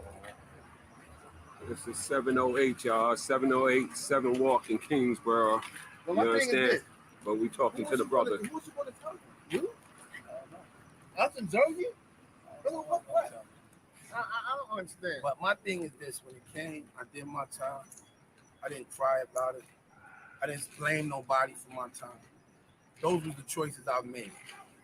And I continue to tell people today, I'm not proud of it. But that's the life that I chose, and I chose to do what I had to do. Yes. And ain't nobody in prison did anything to me. And if he would have attempted to do something to me, I would have had to do what I had to do. So I'm saying to him, please, man, by all means, leave me out of this nonsense. I don't want to do this. I want to do the work that I came home to do. Work with these youth. Continue to do that, brother. Continue to do that, my brother. Nobody want to go back and forth on social media with this. Yeah, we in our 50, man. No, we ain't expect this. You understand? I don't fuck with him. I ain't do nothing. Well, I can't say I ain't do nothing to him. But the shit that he do, I don't condone nothing that he did. You this tough guy. You was in every situation that you talk about. You was the man. Everybody had to look up to you. I was the flunky. That's what he said. He said I was the flunky. He was the flunky that was asked to assist him. He was down. But right? We were the flunkies that asked to assist him. Right? Yeah. He don't remember stories that man's. All he did, he was in the car with the motherfucker that he said robbed. He was in the car with him. He got the motherfucker get out of the car. He don't do nothing to him. He killed the dude, girl. Wow. You gangster. I'm a flunky, but you let your boss tell you, yo, go kill my baby mother. Wow. But you're not a flunky. Wow. You can't. You're not gonna send me. There's certain rules to this game that I respect. I'm not killing no girl. I'm not killing no kid. I'm not doing that. I'm not gonna let you send me on no fucking mission to go kill no girl. But I'm a flunky. You was working for that man. Yes, and sir. You wasn't even getting no fucking money. Yes, sir. All that jewelry on in the picture, that was your shit. Oh, wow. Say that again. I don't think the people heard that part. That was your shit. Oh, wow. Now you put the big roll in. Yeah. Hey, how you get my jewelry? I was on violation or something, right? Oh, okay. You was on a violation. Am I asking you to say this? No, I was there. Oh, okay. You remember I used to stand. No, I know. Oh, yeah, I know. And his fake headquarters. I used to stand in there too. I had to be running in and out of there. Thank you. So, Thank you. I mean, the people need to hear this. The people. Hey, but did they have you and him ever had any kind of situations? He fronted on me. He fronted on me, and me being the gangster that I am. You know what I'm saying? I had to back my gun out on him right there. He jumped right there, right over there by the store. Where we at? This specific amount, right? Wow. It's a laundromat. Uh-huh. I got a jail call right here. Okay. It's a laundromat, but it used to be a number spot. Okay. But man, you had the little falling out because you came around and nice. Hello. Yo, y'all hear this, right? Yeah. He got violated, didn't he? Brother got violated. We got violated. Glaze took all the brother jury and was taking all the pictures of that jury. All the pictures back in the day. That was Kool-Aid's jury. Yeah, but Born, here's what I'm not understanding. This nigga got on here, did all this on Info Minds, told his story, knowing that it's fake. Nigga, you didn't think none of these other dudes, see, this what I'm saying about this YouTube. Niggas get on here and claim to be whatever. Okay, nigga, you don't think it's only a matter of time before somebody come dispute what you talking about? These niggas don't give a fuck. It's about monetizing. They make monetize and make money. The story is out there. They don't give a fuck. They ain't gonna take it back and they ain't giving the money back. Yeah, but don't you lose it all? Okay, what I mean is okay, let's say if old boy made some money, Gibbs or Glaze or whatever. Yeah. But now that everybody know that you fugazi, nigga, that gravy train stopped, nigga. Evidently not, bro. Because believe it or not, like this story ain't new. This shit been out about Glaze. All this shit been out. See, that's I guess, because when you on the coast, like, okay, like, again, we never heard of a Glaze Gibbs out this way. Just like, kind of like I'm a Jersey nigga. I'm Brick City. I'm Newark, New Jersey, bro. 15 minutes away from everything in New York. I've never heard of this nigga, but I heard of everybody he talk about. Right, but I mean, but you get what I'm saying. Like, for example, a lot of people say Big L was dope, but niggas on the West Coast really ain't got a hold. Didn't even know who Big L was till like really a few, like in recent years, because he was cut short. So a lot of his music never made it out here. You know what I'm saying? Like, we didn't know how dope Big L was. Y'all did. So what I'm saying is, like, okay, when we hearing the story like Gibbs, like, God damn, this nigga was a killer like that. Like, oh. Yo, well, let me tell you something funny. No, so listen, the funny shit. I'm gonna tell you some funny shit. How come all these little ass niggas are killers? Because they can't fucking fight. Yeah, there you go. They can't fight. That's why these niggas tell when they go to jail. Because they can't fight in jail. Let me say this, boy. How the fuck do we know that Glaze is a killer? Like, is it paperwork saying he shot and killed motherfuckers, or is this just his story? I don't know. I don't know this nigga, so I don't know the truth. Well, what was his charges? Was he charged with bodies? He was charged I don't know. He was charged with bodies, right? He was charged with them, but a lot of shit that he was supposed to have did, he said he had other niggas do. He paid other niggas to do it. Oh, so he just ordered the shit, but he didn't physically. Not all of them. He ordered some of them. He said he had like 8-10 bodies, some shit like that. Man, but it still seemed like Alpo was more of a killer than him, because Alpo had like 15, right? Yeah, 14. Yeah. That we know about. Oh yeah, Poe had bodies. But you also think about it. Poe didn't get on the bodies either. Wayne Perry put all the niggas down like that. If Poe killed 2 or 3 niggas, he killed a lot. Because he didn't kill Rich Porter. Somebody else killed him. Wayne Perry killed him. He didn't kill Benson. What's his name? Benson. What's that name? Demencio. He didn't kill Demencio Benson. He ain't killed Demencio. I know he didn't do what Wayne did. Well, I don't know who did it. Wayne did. They said Wayne did. Wayne shot him in the head right there. Shot him in the head. He shook Alpo's head, squats in peace, and Alpo nodded at Wayne to blow his head off right there, and they was supposed to be squashing him. So you a rat, you a snake. All that shit runs the same together. Rat, cat, dog. Yeah. Well, at that point, you ain't got nothing to lose, nigga. I mean, hell, nigga, you already told on everybody, nigga, so you can't do nothing but be a snake at that point. See, I still don't get it. I still don't get it because like back in the day, the news, all this other shit, you heard of the killers, you heard of the Larry Davis, you heard of the Alpo, you heard of the motherfucking preacher. You know what I mean? You heard of them dudes, Fat Cat, Supreme Team. I don't know this dude until the Infomon shit. I never, and everybody he talks about, I've heard of. Tut.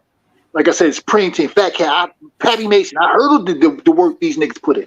I never heard of him. So if you went under the radar all this time and all of a sudden you got caught and now you're telling, that shit don't make sense to me.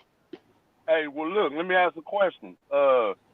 Since you said Pappy, is that part of that nigga story true? That nigga ordered a hit on the cop? Yeah, Pappy. Yeah, that part is true. That part is true. But Brian Glaze Gibbs told the police that shit. Damn. He told. That's why you think Pappy them locked up right now. He ratted on Pappy. She ratted on Pappy too, bro. And I heard he was lying when he was like, he supposedly saved Fat Cat's wife from getting killed and from getting kidnapped. I heard that was Prince. I heard that wasn't him. No, yeah, Prince, yeah, Gerald Prince Miller, yeah, true. Damn. Yo, this guy, hold on. Hold on. Bro, that shit is now hold on. Now this nigga was talking about hold on a second. I want you to hear. This is Clown Brian, the Rat Gibbs. Here we go right here, y'all. Now you talking about my little bro, my big bro Benny, and 50 Cent. Here we go right here. Good day, good day, good day. Thank you for joining me. Just in case you're joining me for the very Nah, first time, ass I am your host, Brian Glaze Gibbs. This is my ministry. This is my story. Everything that I've been through, the good, the bad, and the ugly. What I do is I tell you raw. I don't give you nothing uncut. My story is a true story. How do I utilize my past experience to stop these kids from making that multi-billion-dollar prison system their permanent address, or stop them from ending up in a graveyard at an early age? Today, what I'm going to talk about, the truth about James Etney, a.k.a. Bimmy, and Curtis 50 Cent Jackson. Bimmy's now part of FX, Hip Hop Uncovered, the 6-part doc series set to air on this Friday, February 12th at 10 p.m. on FX. I have to give credit when credit is due.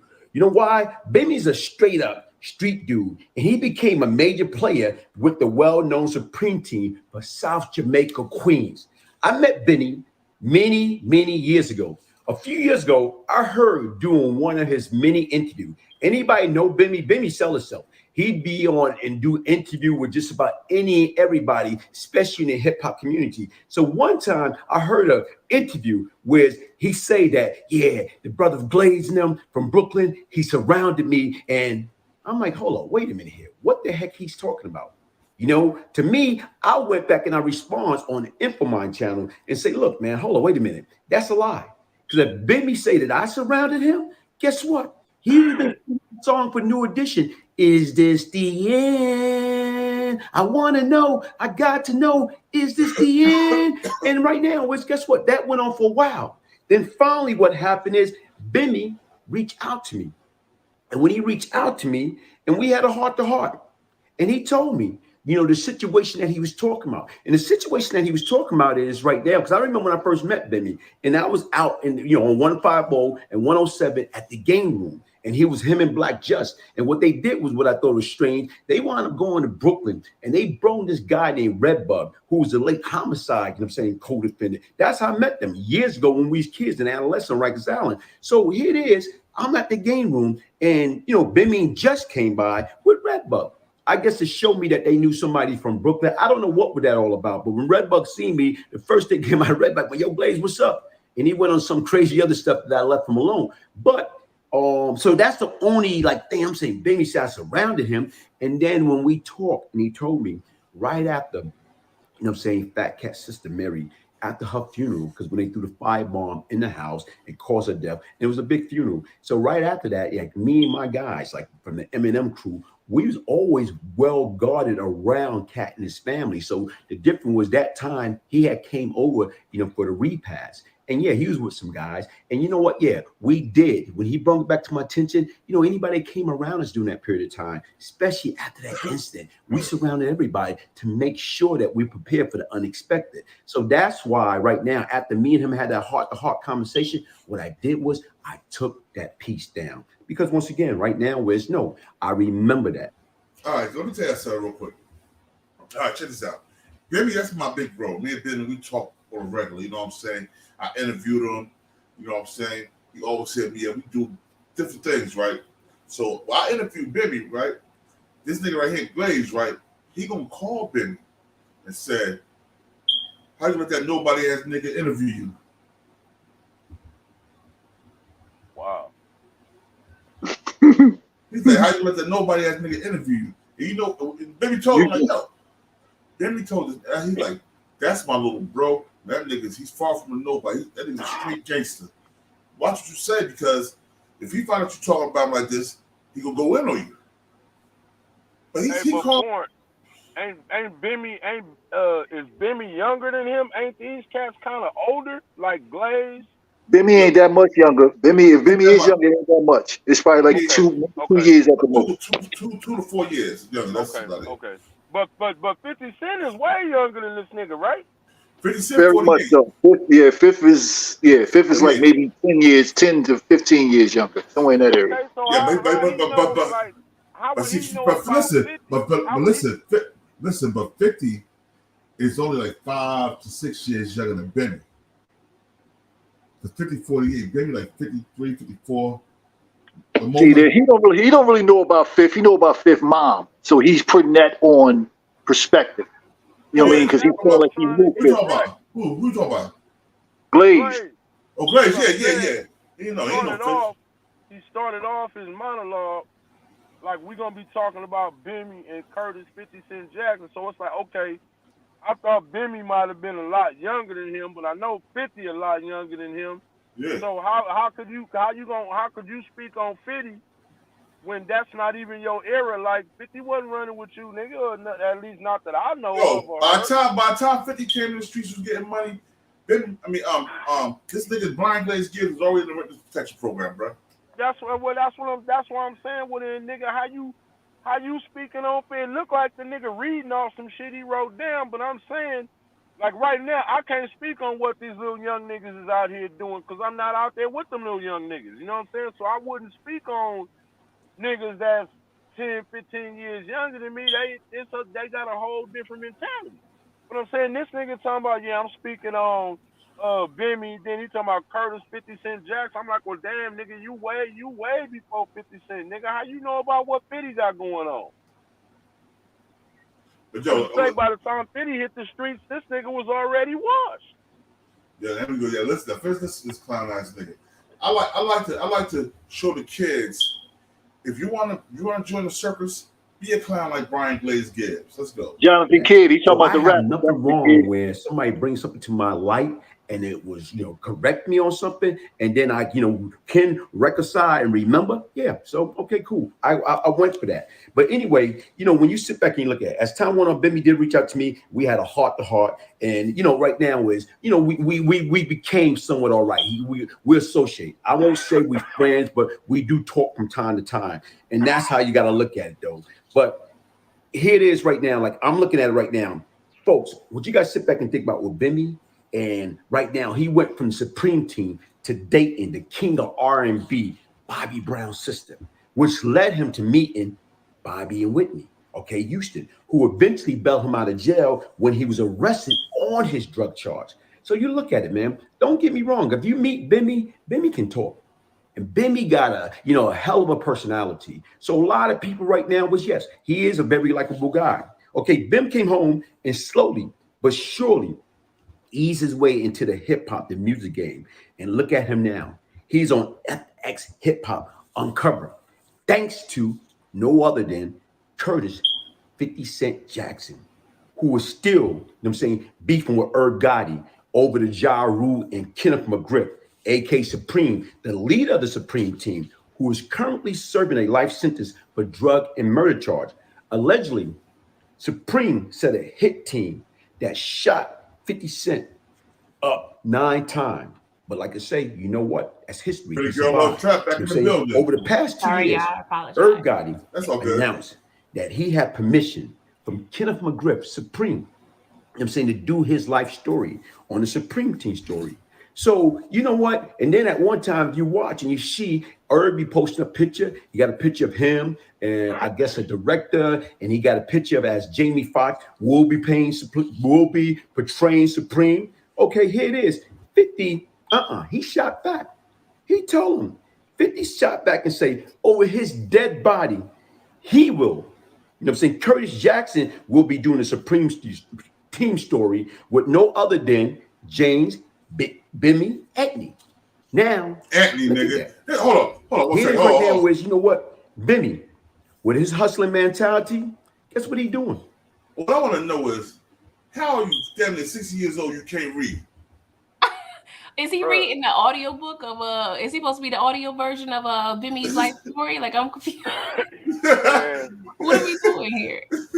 I'm trying to show proof. This guy, he talking about all these people, but by the time 50 was even anything, you was already in the witness protection program because you ratted on everybody. Oh man, the nigga look like he reading off a script. He is. Yeah. He should have stayed in Arizona. What did the little boy say? Sorry, Martin, I just didn't want to go to Arizona. Why just stay behind Arizona? No, he wasn't even in Arizona. No, he was that. And I was living there while he was in Denver, Colorado. I lived in Denver, Colorado at that time. I was like, this nigga was in Denver? That's right, nigga. I was talking all that shit about this nigga. I ain't know he was in Denver. I think all these cats are inspired by BMF, Snowfall. They just really think that, you know, their clout is going to be profitable. Yeah, and until we stop shining the light on these people, they're gonna keep talking. But you know, this nigga in his book, he said the only reason I turned state evidence against Fat Cat because all the other rappers getting conjugal visits, and I was addicted to sex. He's a hater. He's a hater. Listen. This nigga said I was addicted to sex. So if you're addicted to sex and you can't get out to get no from a woman, or you can't have conjugal visits with a woman, what's your next option? That means you don't got no self-control. Nigga, that brown eye, nigga, you gonna go that in brown that eye. Brown eye, nigga. That brown eye. You gonna tell your mans to put on the wig and do what y'all need to do. Yeah, nigga. There you go. You that addicted, nigga. Look, when you were in jail, sex the last thing you need to be worrying about. Sex last thing. While I was in jail, sex was the last thing on my mind. What was on my mind? Last thing Getting the fuck out of here. Nigga. Getting the fuck out of here. Hey, and then, and if it got that bad, I'll just go talk to Mary Palm and her 5 sisters. You understand what I'm saying? Fact. You know what I'm saying? Nigga. Me and Fistina finna go at it. You understand what I'm saying? Nigga, all that other shit, but when you in jail, nigga, you ain't worrying about that. You worrying about staying alive, nigga, and not getting beat up, nigga, and shit like that. Worrying about the commissary and the food they feed you sometimes. Yeah, that kind of shit, nigga. You not thinking about no motherfucking pussy, nigga, when you in jail, nigga. I know I wasn't. Right. Nigga, you be out there stressing, nigga. You worrying about your girl, nigga. Your girl already getting to me. Yo, bro, check this out. When I did my time, I broke up with my girl. Fact. I can't be worrying about you. Hey, hold on, Brick City Tut. What up? Echoing again. This shit echoing, man. I wasn't echoing earlier. It's echoing now, though. I don't know if you changed phones or something. But now, no, that nigga told Born. That nigga told because that nigga seen all that time that nigga was facing. Yeah. Listen. Hey, pretty girl up track. You from New York, but listen. This nigga told on the Furtado brothers. Cross. You hear me, right? He told on I'm listening. He told on the Furtado brothers.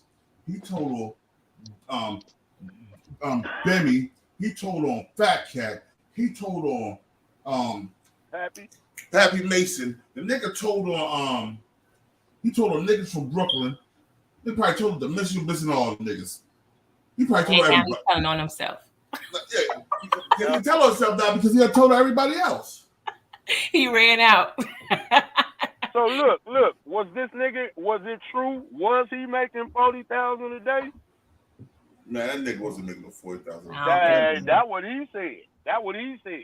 He said in his book, and I'm gonna tell you something. In his book, that was like a fiction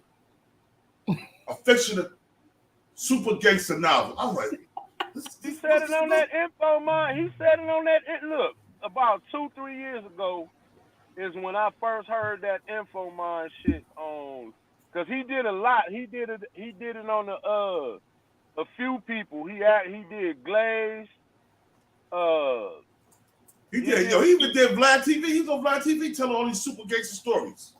Right. So this what I'm saying. So he said he was making 40 grand and a day and all. I mean, you know what I'm saying? That's just what he said. Being as well, I ain't never heard of I'm gonna say something. I'm gonna tell you something. You know him and Unique going back and forth right now, right? Don't say his full name on my channel because me and him, we used to be cool. Me and him got a little this because he getting people channel struck. But that nigga Unique, right? He said he was a Studio 50-something serving Michael Jackson cocaine and crack. The nigga ain't even 60. Nigga is 50s. So you saying at 85, 86, you was a studio son. You can't even get in that club at that age. You on Blind TV talk about that shit. No. I'm like, oh, this nigga said he was serving Michael Jackson crack. What's that studio? What's that called? The studio in New York? Studio 54. Studio 54. Yeah, if you was in your 50s, nigga, you too young, nigga. You was too young to get up in there, nigga. Nigga, you was 14, nigga. You was 14. Yeah, you wasn't getting up in there doing nothing, nigga. Yo, he said that. You know what I'm talking about. Well, I said unique. I ain't saying that. I'm just unique audio. I ain't gonna say it's for just unique audio. Man, it's cloud. You know it's cloud chasing. Fuck that. Back in '79, shit. Back in '79, I sold Prince some motherfucking crack, nigga. He came to Newark, New Jersey in '79. I was 7 years old, motherfucker. Yeah. Did he specify if it was 40K USD? But it probably was 40K, but it probably wasn't United States dollars. It was probably pesos. That's what that nigga said. He was like, yeah, he said he was the enforcer, I guess, of Fat Cat, whatever he had going on. And, you know, he had his own thing going on where he was bringing in like 40 grand a day, like on his own thing. Yo, hold on. So right there, it don't make sense. If you're making 40 something a day, why the fuck are you an enforcer? Right. That you took the words right out of my mouth, nigga. You doing that? You That's what I was about to say. no enforcement, nigga. You Your cross. Yo. I'll be your force for 40,000 a day, bro. Don't worry about it. Shit, 40,000 a day. 40,000 a day. If I'm making it, I'm damn sure gonna need one. I ain't gonna be the enforcer. 40,000 a day, born. I'm your enforcer. Cross. I'm your enforcer. Hey, pretty girl, listen, I'm shooting anybody that get on your channel and say the wrong word. I'll let you 40K a day. Facts. That shit crazy, man. I can't believe this dude. Who they still gonna spend 40,000 in the club on crack? No. Now this is no unique. I'm talking about Brian Glaze. I'm talking about unique now. Okay, all right, okay. I was gonna say. Unique said he sold Michael Jackson crack in Studio 54 in 1986. Yeah, that shit sound crazy as shit. He needs a mental evaluation. Hold on. First of all, nigga, what club was you in with Michael Jackson? First of all, that you got that close to Michael Jackson in the 80s. Hold up. You got close to Michael Jackson in the 80s. 86. Really? Nah, not happening. In the 80s. You walked in the room and seen Mr. Hee Hee, like, because I'm gonna be animated like him and Hassan be. So you walked in the room and seen Mr. Hee Hee, and you went and gave him some crack. My nigga, you the best. Bro, look, let me tell you something. In the 80s, arguably now, I'm not saying it, but I'm just saying arguably, Michael Jackson and probably Magic Johnson were the two most popular black men in the world at that time. Yeah, exactly. That's what I'm saying. Exactly. Or Michael. Well, they ran the 80s. Michael, y'all already know. And Prince, don't forget about Prince. With the ass out pass. Now look, see, this go back to a lot of arguing. Now, for as dope and as talented as Prince was, he still wasn't Mike. That's true. You know what I'm saying? Like we could, I use it like with rap, like when people say, well, Nas is better than Pac. Okay, I would even give you that as a rapper, that's true. But Nas didn't have the star power that Pac had. That's a fact. We ain't talk. Sometimes it ain't got nothing to do with who's the best. It's who got the most star power. Hold on. Pac and Ice-T are from New Jersey. Right. Well, and like you said, Big E, it makes sense because look at it. I mean, you could take another rapper. Like you said, they might have had the business savvy, but the stardom power. Like, look at one, and I always use him in Houston, Chameleonaire. You know, he was a rapper riding dirty, but then he couldn't carry on his stardom. So shit, he ended up investing in all them, electronics and became a millionaire. That way, right? Off of that way, yeah, real tough. Yeah, but that's what I'm saying though. You know what I'm saying? You could have like I'm saying that you could be the best rapper, singer, but that don't all the time translate to you made the best music or the best songs. You know what I'm saying? You was good with your wordplay, but can you put together a Toss It Up? Can you put together a So Many Tears? Bruh, star power matters, bruh.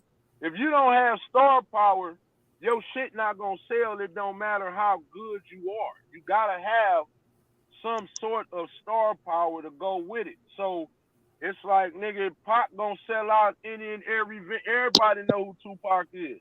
And it's like, let's keep it 100. If Tupac claimed New York, everybody would probably say he the best. You know what I'm saying? But I feel like sometimes it'd be a little bias coming out of there because he claimed the West. It's like, you could have everybody know New York and had dope rappers, especially the dopest rappers like in history. But as time was going on, you had to start giving other people their props though. You know, it's like it's other bomb ass rappers out here that's good with wordplay. They just not from New York. And it's Right, like I got a question to ask you, E, and let's see what you say on this because I want to see. All right, you absolutely right. You hit it on the head. Now imagine if he had claimed New York, he probably would have been considered the greatest rapper. But wouldn't that be no different than Snoop claiming if Snoop was in New York versus the West? I mean, Pac is from the East Coast. That's where the problem comes. So if Snoop came as soon as he blew up, and then all of a sudden Snoop says, "Shit, man, I'm on New York. I'm a New York nigga." Would y'all look at him different then? Well, okay. The way I'm gonna look, Pac claimed the West. We didn't say Pac from the West Coast. He claimed the West. You know what I'm saying? That ain't nothing we put But on that's him. where it's lame at because he ain't from the West Coast. But that's okay. But that I get you. He was born where he was born. I get all that. But he was raised in the East Coast. Okay, but he got his fame with Digital Underground, and then when his star power came from the West. Right. No, his star power came from New York because when he did that Juice shit with Trutch and all them, that's when star power really popped. He was already in the West though. He already did his thing with Digital, and he already had But what was that? Hot like that. He wasn't hot like that. He had Holla at Your Homie. He wasn't hot like that there. He wasn't hot like that there. Right, he was. But he was in the West Coast when he did Juice. He wasn't up here. He was in the West when he did Juice. He was in Oakland when he did Juice. Right. They did Juice in New York.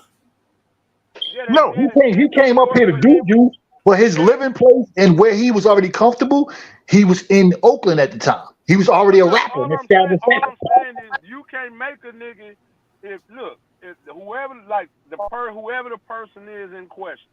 Like for example, at first you remember when Cube first come out with NWA, he was claiming Compton, but we all knew Cube wasn't from Compton. But once that group broke up, you see he started claiming South Central. He never God damn, I'm glad y'all said it all. Used to be, you know what I'm saying? Now you just plain soft. Right, First you was talking about the AK. Now I see you in the video with Michelle looking like straight bozos. I saw it coming. That's why I was solo. I kept on stomping. Why y'all motherfuckers move straight out of Compton? So you know, it's like y'all gonna make me bump that shit tonight. That shit was hard. All that shit. All I'm saying is, if the person himself is claiming what they claiming, I'm not finna argue with the nigga. You get what I'm saying? Yeah. We didn't, like the West Coast didn't say, "Oh no, we taking Pac or we claiming Pac." No, Pac did that.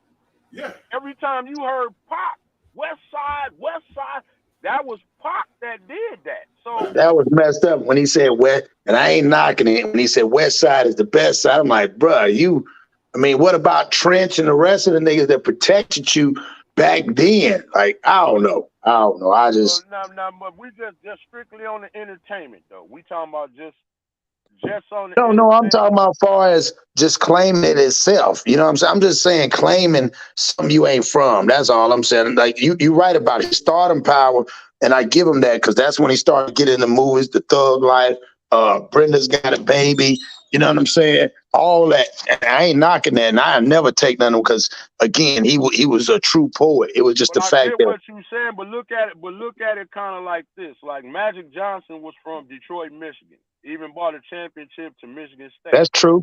But once he got to LA and got them Showtime, that nigga became Mr. Los Angeles, even though he's from Detroit. Like, nigga, Magic LA, nigga, nigga, LA, that nigga Mr. Los Angeles. He had the keys to the city all the 80s, pick a year. So even though he was from Detroit, it's like, that's Mr. Los Angeles. Because he got his serious fame, I guess, in LA. You know what I'm saying? I mean, you know that it was he the one who started movie stars coming to watch basketball games. Matter of fact, at the time, Michael Jackson was the only nigga who Magic was the only nigga he was going to watch play basketball. Nigga was the Fonz, Laverne, her daddy, Henry Marshall, Jack Nicholson. Nigga, Magic had the big time coming out to see him. So he became Mr. LA. He got the Hollywood elites to come watch basketball. So look at it kind of like that. Once he blew up in the West. Jonathan Kidd. Oh, sorry. Go ahead. Jonathan Kidd, go ahead. No, I was saying Jonathan Kidd made a great point. Well, New York, I mean, Tupac did move to Oakland when he was a teenager, but Jonathan Kidd also said, you know, he felt he was betrayed by a lot of New York City rappers. So maybe that's why, because, you know, he went to prison with the sexual assault thing, and then, you know, while he was in prison, Shook came to him. You know, so I feel like with all those elements coming together, it just for him, it probably made more sense. But listen, to keep the allegiance with the West. All right, pretty good, Trap. So check this out. He's the one that betrayed his niggas from New York. All of them. Big Stretch, Biggie, all of them niggas. Okay, well, hold up, Born. Let me ask you. Now, I'm just asking a question now because I don't know about. Okay, if them was his niggas, why they didn't put him on? He had the talent. He had the lyrics. He was already on. He was already signed to Interscope. Okay, but he They didn't put him blow. on. Didn't nobody know as far as rap. When I first heard Pac rap, for me, was on Digital Underground, same song. When that nigga said, now I clown around when I hang around with the underground. Girls used to frown saying, damn, when I come around. Gas me, and when they pass me, they used to diss me, harass me, but now they ask me if they can kiss me. That's when I first heard Pac. I never heard Pac before that song. Yeah. He was that gangster trying to get the herringbone on then, boy. But he was already with Digital Underground at that point, and he was already in Oakland at that time. Really? That's where he got, I don't want to say his rap start, but that's when he started becoming known. After that, you know what I'm saying? Because you remember after that, then he come out with My Homies Call and all that. You know what I'm saying? The reason Pac came in Biggie like that, because Pac was jealous because Biggie blew the fuck up when he was locked up. Yeah, but I don't see Born. That's a good. Let's talk about that a little bit now. Why would he be jealous when Biggie came out? Craig Mack was the bigger artist. Flavor in Your Ear was dominating the airwaves. Yeah. But think about this, Big E. Then why would he go out and why would he say, knowing damn well Biggie didn't have nothing to do with the whole thing up in Quad City? Why would he come out and personally say, I knew y'all had something to do with it, knowing he knew that? Do you think Pac acknowledges Jimmy Henchman's involvement or no? Do you think he solely blamed it on Biggie? Now he blamed. He blamed on Jimmy Henchman and Haitian Jack too. But Biggie told this cat. This is what he told him. Like, yo, him and Mike Tyson told him, yo, man, that's some bad company you keeping, bro. Mm-hmm. He did. And he told. That's a warning. And then when Biggie told him that, you know what? Guess what happened to Biggie after he told Pac that? Pac went back and told. Yeah, he told. He went back and told them niggas what Biggie said. Them niggas robbed Biggie. Wow. Who was the one that time you did because you did a video on that? Somebody was in the car and they picked Pac up from the airport. They said Pac was wilding out and didn't even know who was in the car with him. And somebody said, "Let me out because I don't want no part." Who was that said that, Born? You remember that? Oh, that was Little Sean. Yeah, Little Sean said that. Yep. You know what? I'm finna tell you what I think just the culture gets mixed up. Like, we listen to these cats write their lyrics and how prolific and how poetic and, you know, how entrancing their music is. But we tend to forget that when these niggas came out, they were 17, 18, 19, 20. Pac and Biggie didn't even live to be 30 years old. Them niggas was young when they died. But when you listen to their music and heard them 23 or 25, you think you talking to like fully grown men, and it's like, no, these are young, pretty much kids, boys. But you gotta understand, when you from the East Coast and you start that game young, hustling, like I started hustling when I was 11 years old. So by the time you're 25, you're a fully grown man. Yeah, you are, but you still got a lot of life to learn because you only 25. Now, you could say you've been through a lot in them 25 years, but that ain't nothing because you still got plenty more life to live.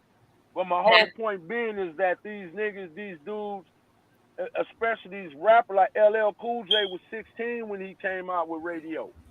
You know what I'm saying? A lot of these dudes, even if they've been out a couple years, it's like, all right, now they 19, 20, 21. When NWA first came out, all them niggas wasn't even 20 years old. You know what I'm saying? So it was easy for Jerry Heller and other powers to get in there and mess with their head because they still young-minded. Now they prolific rappers and entertainers, but as far as being able to be manipulated, it was easy because I tell people all the time, most rappers did not fall off. They was victims of bad contracts. You understand what I'm saying? Because if you really look at why a lot of rappers stopped making music, it was the contracts they signed when they were very young. You know what I'm saying? That happened a lot. It ain't because they just didn't know. Like when Jerry Heller approached NWA with them contracts, he was like, nigga, what I need a contract for? I made the music. It's mine anyway. Nigga, you bought yourself into our hustle. So they was able to con them with that paperwork. You see, what did you say? You let a Jew break up my crew. Jerry Heller came between that group. When you listen to Wu-Tang, money, contract disputes, and you it ain't because it was a and hold up, no, music. Divine, listen, no. RZA brother Divine was a fucking snake. I don't know how you got the name that I got Born Divine. I'm Born Divine, I'm out of Allah. I don't know how you got Divine and he was a snake like that. He did the Wu-Tang niggas dirty. Well, that's what I'm saying. That's why dudes stopped making music because there was snakes in their camp. Because, see, you remember, for the rappers themselves, it was all about the craft. It wasn't about, but to the people who had vision and said, oh, shit, this is going to be a multi-billion-dollar industry, they went to work with that paperwork before all of them young rappers could realize the business side of it. Let me ask you a question. We're talking about rappers, and we're talking about longevity. Who's the 3 top rappers that did it the best in music and the movie industry and TV? Cube, Curtis, and Tupac or Ice-T? Because Ice-T been doing that. Ice-T, because Ice-T, even though he had a song called Cop Killer, he been playing a cop for the last 25 years. Nigga, that ain't even Ice-T no more, nigga. That's Detective Finn Tutuola, nigga. That ain't longevity. I don't know what it is. Right. He been playing a cop. New Jack City. He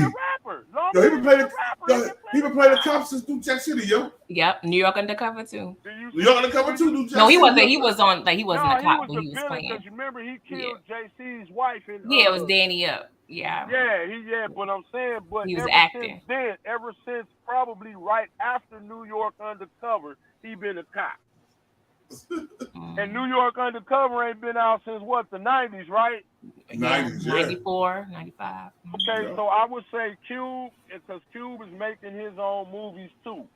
And Curtis, because he got power, and Ice-T, all 3 of them niggas is like, nah, them niggas is always... Stone C said LL Cool J, Ice Cube, or 50 Cent. Well, why Ice-T wouldn't go in there? Ice-T got to go. Dude, he been on Law and Order for 25 years, my nigga. Yeah, he just got Law and Order, I think he just... Yeah. You understand what I'm saying? He been an actor longer than he been a rapper. He been a cop longer than he been a rapper. Mm-hmm. So how was that not longevity? You got to give 50 years because this nigga out here writing hits, making Yo, hold on. First of all, what people don't know, that 4 3 2 1, when 50 when LL Cool J did Cannabis, 50 wrote that. 50 really? wrote. I didn't know what? Man, 50 the last few albums I wrote that 50 was Wait right a minute, for hold LL. up, but boy, I hold didn't up, know boy. that. Wait a minute. Hold on, Hold up, boy. You just messed our head I up. know, Wait a right? You minute. messed my head up with that. Wait a minute, boy. Now you be capping sometimes, born and shit, but you ain't finna cap right now. I'm not kept my word with my bond, bro. Telling My me, word hold up, with my bond. hold on, let me get this straight. I'm making sure you're telling me that 50 wrote for LL Cool J, LL Cool J, Keith Puff Daddy, Keith Murray. Oh, yo, here you go right here. Matter of fact, I'm gonna show you right now. Ah, shit. Here you go. Yeah, I gotta see that, Born. I gotta see that. Hold on, let me Yeah, find. born be bullshitting Now, sometimes. if there was some sucker MCs, I'd be like, okay, but them particular dudes, oh, come on, Born. Hold on. Roll 4. 50 wrote for LL? LL, yeah. 3, 2, 1. The biggest. I gotta. Oh, here you go. Look, here we go right here. Uh-oh. One pulling receipts, y'all. I'm always gonna pull receipts, man. My word, like I said, my word's my bond, bro. Here you go right here. Boom, boom, boom, boom. Here you go right here. Let's set it off, y'all. Body or cloudy dishes. Use Finish Jet Dry. Start with Finish, finish with Jet Dry. You talk about writing. Did you only write for G Unit artists? Because yesterday I saw a reference track for Higher leaked. Yeah. And is you doing Higher? I did what's the name? 6 songs on that album, right? Yeah. Well, everybody knows that. Yeah, and I did on what's the name? I did Paradise for LL with A. Wow. Okay. A. Yeah, I wrote that, and then Charmaine did the reference vocals, and then from Tone and Poke, because it was a familiar loop, they needed to have the chorus on that. So our Trackmasters used to do all of the joints over. The other pieces I did for Next. Oh, for Next I did the R&B group. Yeah. What song was that? I forgot which one of the joints, but I got a plaque for that. I did for Next, and I did I wrote for Puff. But What you write for Puff? Everybody wrote for Puff, huh? What song did you write for Puff? Except for everybody wrote Not Puff. Guilty and a Filthy. Come on. Now, take this money, take this money. Whoa. Oh, G-Dep joint. Yeah. You wrote that? Yeah, Oh, you got a big plaque for that. Yeah, I saw Yale said that you were supposed to sign the Bad Boy. Yeah, you know what? I was going back and forth, and he just look. They knew I was talented. They just looked at it and was like, I don't want all of the stuff that comes with it. You know what I'm saying? And it took for me to go around.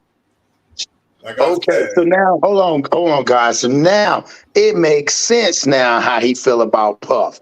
Now why he be saying, man, Puff is weird, Puff is this, Puff wanted to take me shopping, all this shit.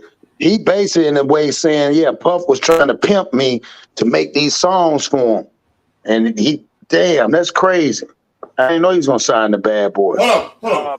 Let me do it like this. Like I said, Nobody want to hear that shit, God. Oh, shit. This is shit I'm talking about. No one here 50 Cent fan. This motherfucker, you say anything about motherfucking Curtis, boy, he will go off. No, but 50 that dude, look, 50 that dude, I ain't mad. He is. I'm gonna give Born his props. He's the dude now. After all that, because I always go against it. I'm gonna give Born his props. He's right. Yeah, you gotta look. Nah, 50. I like 50, dude. 50 is one of my favorite rappers. Like right today, he's my favorite rapper. But overall, he's one of my favorite rappers. But I tell motherfuckers to say what they want. Hold on. I hear you, Cross. I hear you, E. Pretty Girl on Track. Did I lie? Did I not say 50? Yeah, you lied a little bit. Yeah, you was He lying. didn't say he wrote that whole song. Yeah, get him, big. Well, I did my He Googles. didn't When say I was on Google, and he did 50 Cent is credited on Paradise, but I don't see Google crediting him. So 4321, not saying he lying, but it's just Google ain't saying he I'm saying he's lying. I'm saying he lying. Yeah, you lying right I now. mean, if he's saying it on a Breakfast Club, I feel like he would have facts to back it up. Pretty girl just revealed it. You was on right, Born. You didn't lie. You just stretched the truth. I'm just saying what Google said, not saying this. This is how dope 50 is. This is how dope 50 is. Stone, salute. Jimmy, salute. Go ahead, kid. Go ahead. But with the longevity conversation, I have to, represent for the ladies and add Queen Latifah on there too for the rappers last act. Yeah, Queen Latifah. Yeah, I'm just playing. I mean, like I said, he did regardless if he did. He did a lot of shit that I didn't know. I didn't know he wrote for Next. I mean, you talking about back then when R&B was, you know, was relevant. Yeah, it was relevant during that time, and he was able to. Plus, look, people can say what they want, but In the Club will shut down some rappers' whole catalog. Just that song shut everything down. When that song was popping at its height in the club. Don't forget about Wankster too. Wankster was like a prequel. Once yeah. in the club dropped, I think this is. Go ahead. Oh no, I was saying I think this is why he was so heated at Ja, because he's like, you over here singing, but I really write R&B. Like I could go over here and do what I need to do. That's what I'm saying. If you talking about he writing all this, he know what a hit song was, and he probably was like, but like I said, Puffy, because remember a lot of times him and Puffy was beefing. Everybody said, man, what's your problem with Puffy? But he never said it. That's some G shit. They never say, man, this nigga act like he's somebody, and I done made him. Think about it. Before he was big, he made the nigga millions. Well, like Puff was trying to that's crazy. Puff was trying to get that nigga a meat injection. That's probably why he was like, "Fuck Puff." Yeah, he probably spent some game like you don't got to be no window shopper, daddy. Go ahead and take you in this. Check this out. Hold on, check this out, Joe. Check this out. I want y'all to hear this. Listen to this right here. Hold on. Listen to this. Y'all listen to this. I want y'all to hear this. I just pull up evidence, yo. Hold on 1 second. Here we go, y'all. I'm just one of them niggas. I pull evidence. Here we go, y'all. Yeah, like first the nigga Puff was like, yeah, like first he was amping him to get stopped. Then he was like, yo, so when we gonna get the chance to, to kick it, like we can just hang out, nigga. We gotta remember that. Puff. Okay. He telling me we gotta kick it and shit. And he was like, yo, why don't we like go shopping or some shit? I mean, like I pay for it. And I was like, what the fuck this nigga just said? I got the fuck away from him because I was like, this nigga like the fuck. He was telling me he taking me shopping. And this is shit that goes on. So there's a little fruit pile. They laugh. Dead serious. Weird ass pictures and shit like that out there, sitting out there for no reason. You don't see accident. Like kissing each other. Like that doesn't happen by accident. You know what I'm saying? I'm telling you. Laughing. They forgot. See, you see how it was. Never party with me. Yeah, but you see how he was cutting them off as they was laughing as he stayed talking. He said, yeah, niggas taking pictures and kissing each other. That shit don't happen by accident. But they laughing over him because he dead, at that point, he dead serious. He's just like, so now it makes sense. He writing these songs for you, and then you making his money, and then he like, well, man, shit, why don't you just go shop? Because think about won't Next wasn't, who was Next signed to? Was they signed to Bad Boy? Yeah. No, who didn't sign to Bad Boy? Who did sign to? I want to say Interscope, but I could be. Yeah, I think Interscope. Okay. He thought 50 was a city girl. You can't do that to that man. You can't Come on, man. Shopping. Come on. He thought it was a city girl, a hot girl somewhere that time. Fitty wasn't having that. Yeah, Drink Champs are revolt, Stone. Drink Champs are revolt. That's why old boy trying to shut him down. Yep. See, it all making sense now. When you said that he wrote, just imagine, because I bet you Puffy probably was mad. Think about it. He probably had the NDA or whatever not to say nothing, but 50 like, yeah, I wrote for them. You talking about some of the biggest songs Puff had, not including. So if you take Puffy, you take Biggie, you take Loon, you take Mace, man, Puffy ain't wrote shit. He ain't wrote a motherfucking thing. Jadakiss wrote for Puff. Jadakiss. Yep. Now, don't that make Puff the ultimate pimp? This nigga got Biggie. Look, this nigga the black. Hey, Big E make him the black DJ Khaled. There you go. This nigga ain't got no talent. He remade all the beats. And now again, I ain't saying that Puff was, when Puff was at his pinnacle. I like Puff. Puff was that dude, man. I like Puff. I like the music they was putting out. I wasn't no hater. I mean, this was before we know all this other shit. We just talking about in the beginning, nigga, because I still bump. Whoa, nigga, I met this bad bitch in town. She was whoa, nigga. I still be bumping that. But you know what you said, Big E. You hit it on the head early. You said some people got it, but some people had to start them. Think about it. This nigga made millions, like your boy Suge said, dancing in front of the camera. Right. The nigga was Big Daddy Kane and Heavy D's backup dancer. Puffy was. I mean, I must credit him. The only thing I think he did have credit on is saying take that. But he was taking that. Yeah, he was taking that. Yeah, he was taking that shit. He was taking it. That's why he said that. I'm taking it. Then look, it's cold when you make millions of dollars and then you say, you know what, fuck it. I know I'm a thief, so just call me Dr. Love. I just love everybody. Man, I'm taking everybody's money now. I love everybody. People play the background. No, look how many, like Mary J. Blige was a backup singer for Father MC. On that If You Do For Me, that's Mary J. Blige. That's young Mary J. Blige singing that. If You Do For Me. That's her singing that. Jimmy P said, don't worry if I write rhymes, I write checks, nigga. Yeah. He said that. Yeah, you know what I'm saying? That's a fact. Yeah. 50 wrote that shit for him. 50 wrote that shit for him too. Look, Johnny Gill was a backup singer for Stacey Lattimer song.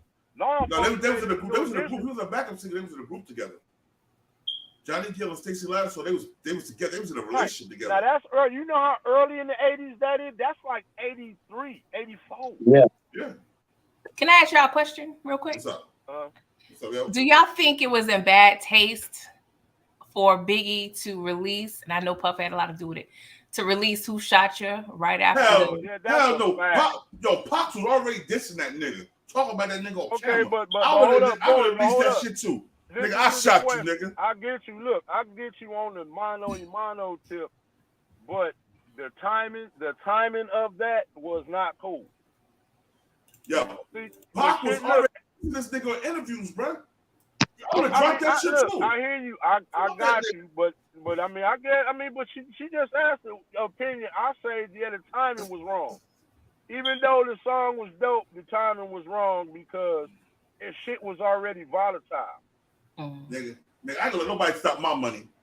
Nigga, I did a song. My thing was, you gotta remember now, the song was made allegedly, before the conception of it happening. So I'm saying, listen, bro, I don't believe that shit, bro.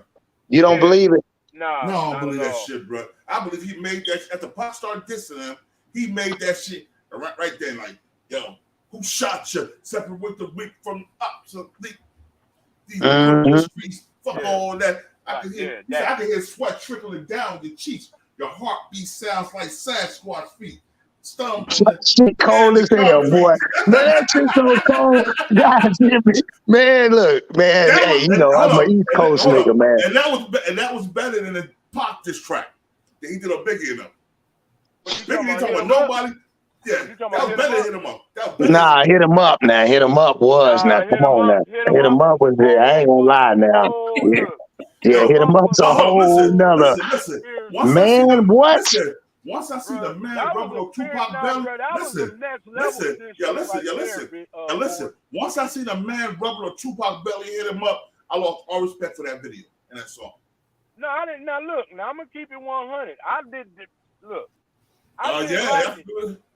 didn't like it because, I mean, again, like I told you, I grew up on East Coast rappers. Right.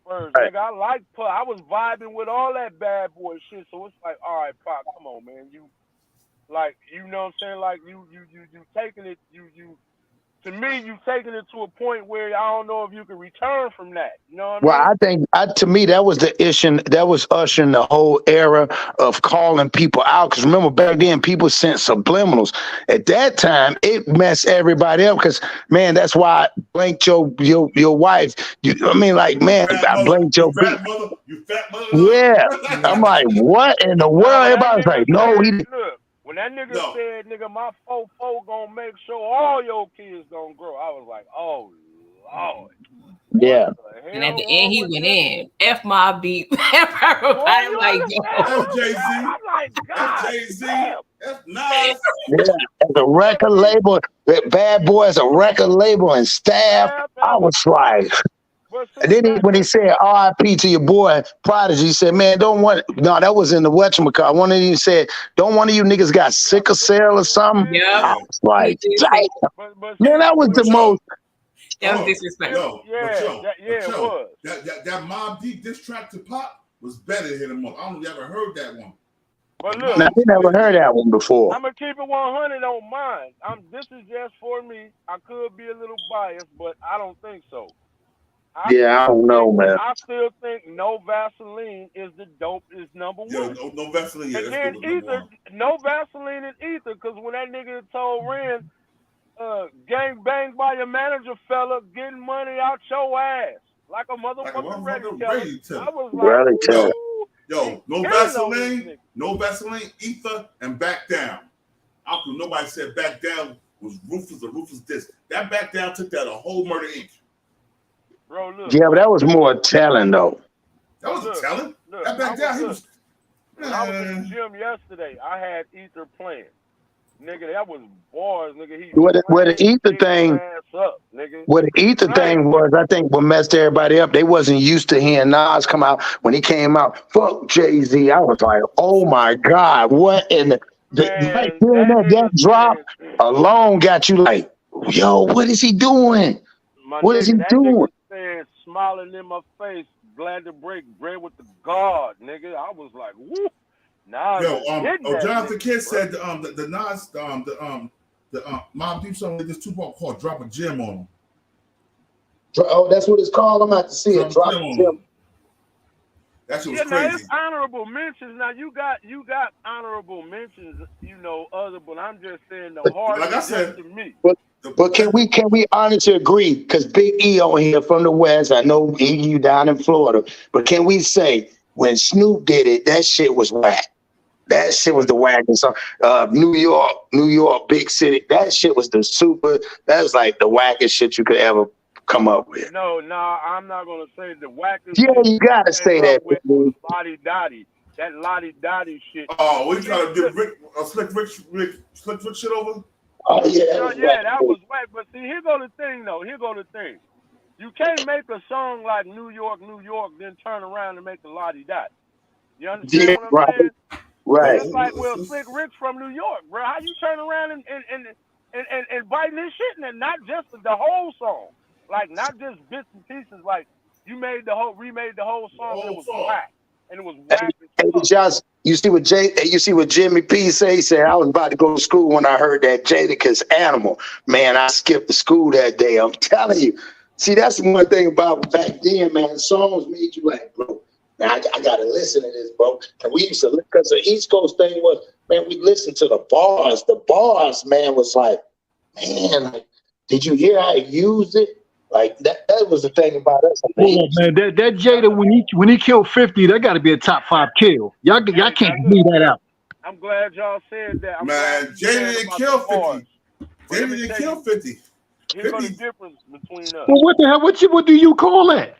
See, he ain't gonna say that. Born ain't gonna say that shit, yo. He ain't gonna. Born ain't. As much as I like bars, sometimes, bro, like when I'm in the gym, I'm just listening for the tempo and the music. Like for example, like yesterday I was doing Bit.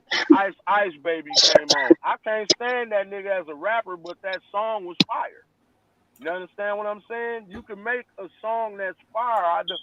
You know what I'm saying? Sometimes it's just about hearing a song. On the West Coast, we like hearing beats, and then we want to hear what you want to say. What about that? I seen Jonathan put that CNN. Man, that shit was hard, dog. CNN was Capone and Noriega. Man, I lost respect for CNN once I found Capone was going to stand and rattle on niggas. Come on. When we talking about at the time, though. Nah, bro. Man, that CNN, that TONY, man. You always come on, boy. Here go the thing, like, okay, here go a big difference. I ain't gonna say a big difference, but a lot of rappers or a lot of raps that y'all think is fire, we might think is whack. And it's cool. You see what I'm saying? It's like a lot of that shit that niggas was making. It's like, yeah, the bars might be hot, but if you can't put that shit in your shit, and nigga, you bob your head and bump that, nigga, ain't nobody trying to hear that shit. Just like shook ones. I mean, that's it might not have. Come on, that's classic. Come on, man. That's what I'm saying. The sad part is a lot of people don't even know Let me say something about that. The one where he said about the New York song. The hook was kind of goofy. Corrupt got busy. Yeah, from Philly. Corrupt from Philly. But what did he claim? See, that go back to Pop. What did he claim? Corrupt claimed Philly. Philly. Philly, but he claimed He claimed rolling 60s. He claimed West rolling Side. 60 Crip. He claimed rolling 60 Crip. Who did? Where's rolling 60 Crip? On Crenshaw Way. So any nigga that think they bossing, why don't you bring your ass on over to Crenshaw and Slauson? Ain't that what he said? Yeah. That's what he said. So even though he was from Philly, where do they claim? You can't say, oh, well, he ain't from there. Well, if he claiming it, who are we to say, no, he not? Nigga, I'm born and raised in Jersey. I lived on the West Coast, Midwest, and the South. But you claim Jersey. It's what it is, nigga. It's where you okay, from. So what? Okay, I'm finna tell you a nigga who was stupid with it, and that was Soldier Boy. Oh, I'm from Fruittown Bump. Nigga, no, you not. Fruittown's right around the corner from my neighborhood. Nigga, no, you wasn't, nigga. You ain't never stepped foot over there, nigga. None of that. That's why when you went over there fronting, one of them niggas looked like they was finna beat your ass. Yeah, they're gonna beat his ass. Yeah, you saw that, huh? You know what I'm saying? Oh yeah, without a doubt. You would not see he was stupid with it, nigga. You can't just look, man. Let me tell niggas how West Coast gangbanging go. If you didn't grow up in that neighborhood with the elementary school, junior high school, niggas like that, you ain't from over there. Nope, you ain't rob out of the stores. You ain't steal no bicycles. You ain't got no. In the schools with niggas, you didn't do none that's of that real with talk. niggas. You ain't from over there. Now hold up, y'all. Now we got I totally agree with that. If you ain't from California, you an extortion plan. That's all you are. Hold up 1 second. She asked us a question. Now, what do you think about all my answers? What would your answers be? Pretty Girl Loves Trap. Now make sure you subscribe to that channel. She has some dope shows. Now, what was the question? What was the question before she answered?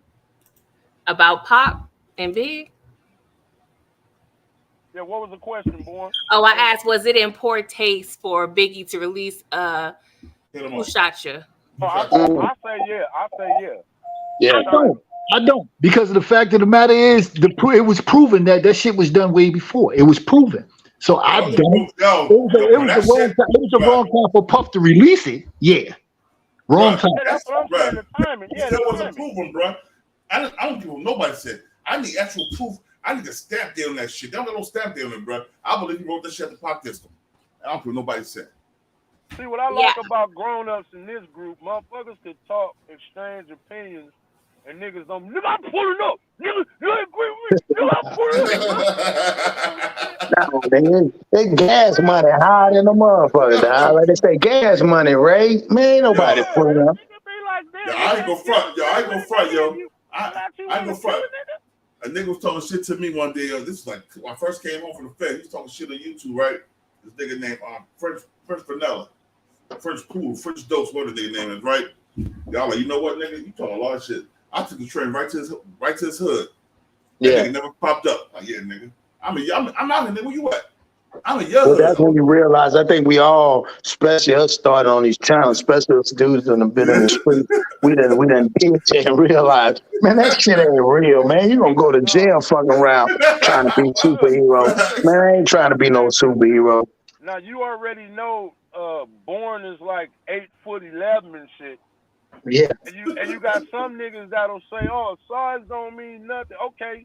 To the niggas that say that, do you have the hands and the skills to take down a 6'7", 300-pound nigga?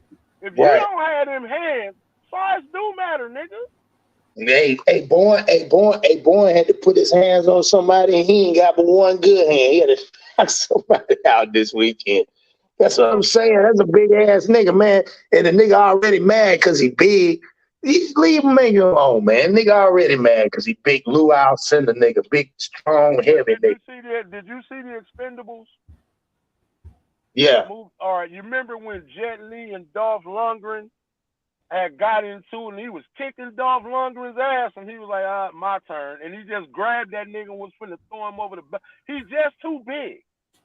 for as good as your hands was, if you can't put that big old nigga down, okay, bro, he's too big for you. You can't do that. Ain't saying, you know what I'm saying, nigga? It ain't like you Floyd or a nigga that got them. If you don't have hand skills, Perfect shit. Ivan Drago and fucking Apollo Creed. Bruh, don't say size don't matter, bruh, because if you don't have a certain skill set to deal with that nigga's size and strength, and if he know how to use his hands, that nigga could kill you. Yeah. Niggas kill me with that bull. Oh, nigga, size don't matter. Yeah, it actually does. Like size, listen, know why size don't matter on the street? Because a nigga gonna shoot you. But when you're in prison, size matters a lot. We beat them niggas to fuck up. Yeah, I done heard niggas, even in the sports world, oh, nigga, LeBron a punk. I beat it. Man, LeBron is 6'9", about 280. Nigga, not doing solid muscle. That nigga spent $1 million. He spent $1 million a year on his body. Yeah, nigga, you ain't doing nothing to that nigga. If you ain't got no gun, nigga, you not fit. That nigga's in tip-top condition, too. You ain't finna do nothing to that nigga. Not a goddamn thing, but ask for his autograph. But yeah, that's why we left that nigga Carcino for life. That nigga Carcino for life always talk shit about LeBron. Oh, if LeBron ever run across you, cone seen him, and then that cone seen him. Yeah, Carcino LeBron too hard on him. He really did. If LeBron don't have to do nothing. LeBron just gonna give a nod, like, yo, get him on that nigga real quick. Get him up real good. Don't kill him. The nigga even told him on the video. This one made me stop real. At first I thought whatever, but after Bronny had a heart attack, that nigga said, "No, I don't feel sorry for you. I mean, maybe the rest of your family, but nigga, I don't feel." What you mean, nigga? He the patriarch of that family. That family is where it is because of him, nigga. Facts. What you mean? I'm saying, nigga, his son ain't never had to go. His son ain't never seen the inside of no project, nigga. His son ain't never seen the inside of no private school. I mean, no public school, nigga. His son ain't never had to catch the bus or public transportation. His son ain't never lived in the hood. Nigga, how dare you disrespect the man that was able to move his family and get his people around. Out the hood as a teenager. He moved his family out the hood when he was 18 years old. Come on, man. How dare you disrespect him? If you just don't like him as a basketball player, okay, but nigga, whatever. He the number one. He got all the points. What happened is, Big E, people don't realize, it's funny how we downgrade the underdog, right? So say, for instance, a person went to work, did all they did, and again, nothing wrong with that, but a person that had to go, what we call through the back door of life all the time. We know that, the reason why he got out of high school, because I watched the things, and he didn't do schoolwork. None of them that played on that team that was that good. Most athletes are not doing the work. So he wasn't going to go to college. So him being that good was his gift. He turned and utilized his gift, even with his homeboys that he put on. Them niggas wouldn't have done nothing. It's just the fact that we in our culture, we always shun the underdog, when at the same time, no different than what? Bill Gates, Jeff Bezos, they didn't go to college. They didn't do none of that shit. They started in a goddamn garage and in their house. And then they blow up. They consider one of the smartest business people, but a person that come out of high school that ain't got the same, he got the same education, doing the same shit they doing, but finding in the gift, and they hate on. Man, somebody saw LeBron at I like to call that shit the I woulda factor, because everybody always go, I woulda, you wouldn't have did shit. Nothing. Right. That man got it out the mud. So this is what I'm saying, man. This is why certain cats, it's like, okay, as a culture, why do we big up a nigga who terrorized the neighborhood and we put down a nigga who succeeded despite the neighborhood? You get what I'm saying? Well, you know why? Because that's something like what they call is tangible. You can destroy it too. It's easily to destroy. So if I'm in the destruction part of it, but then I'm also, it's like what I don't like when you see them, like prosperity preachers or any other preacher that you see, and they driving these nice cars, but you got other people trying to figure out how to get the church to donate the money. Because obviously your game ain't working. The only game working is for yourself. And there's some people out there like that, man.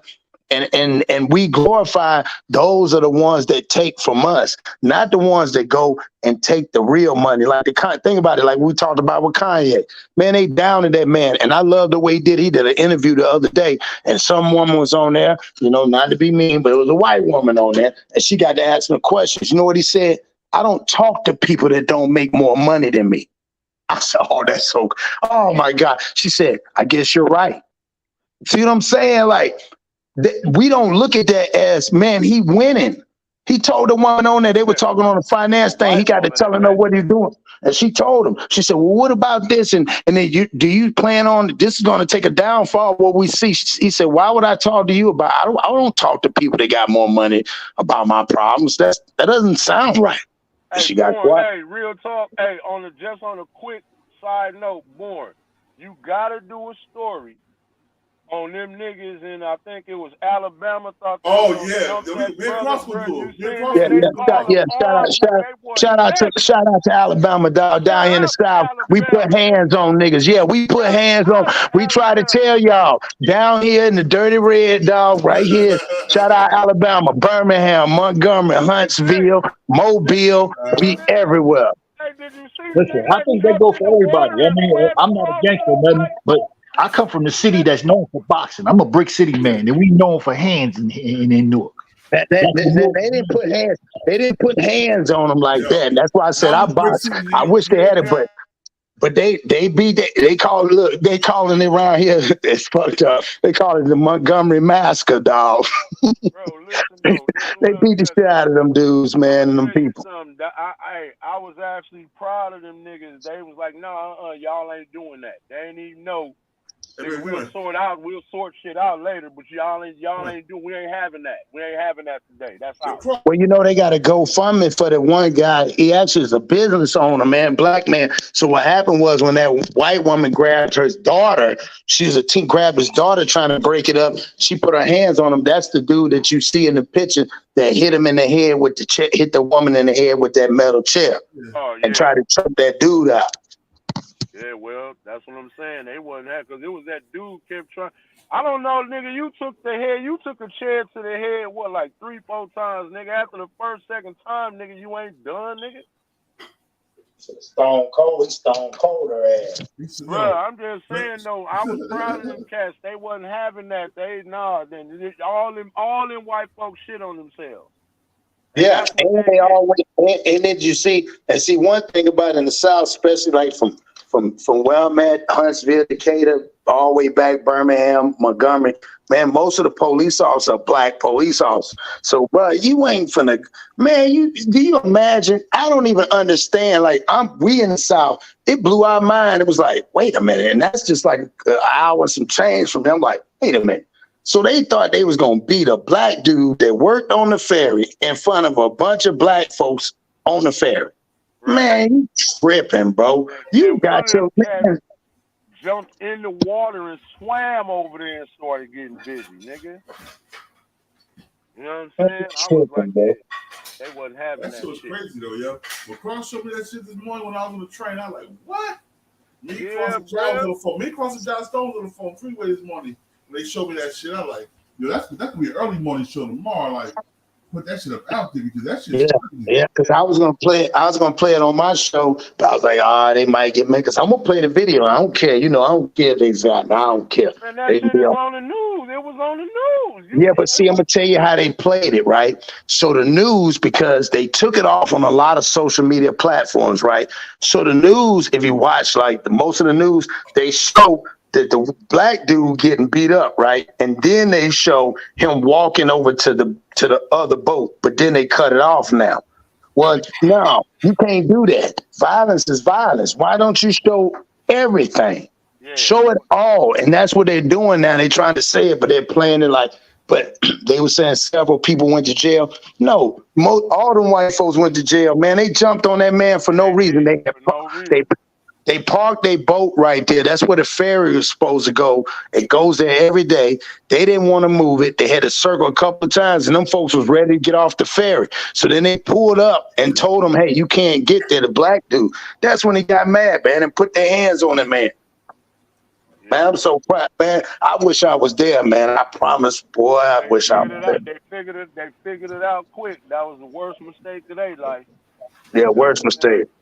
So this is what I'm saying. Back to kind of what we saying, like, bro.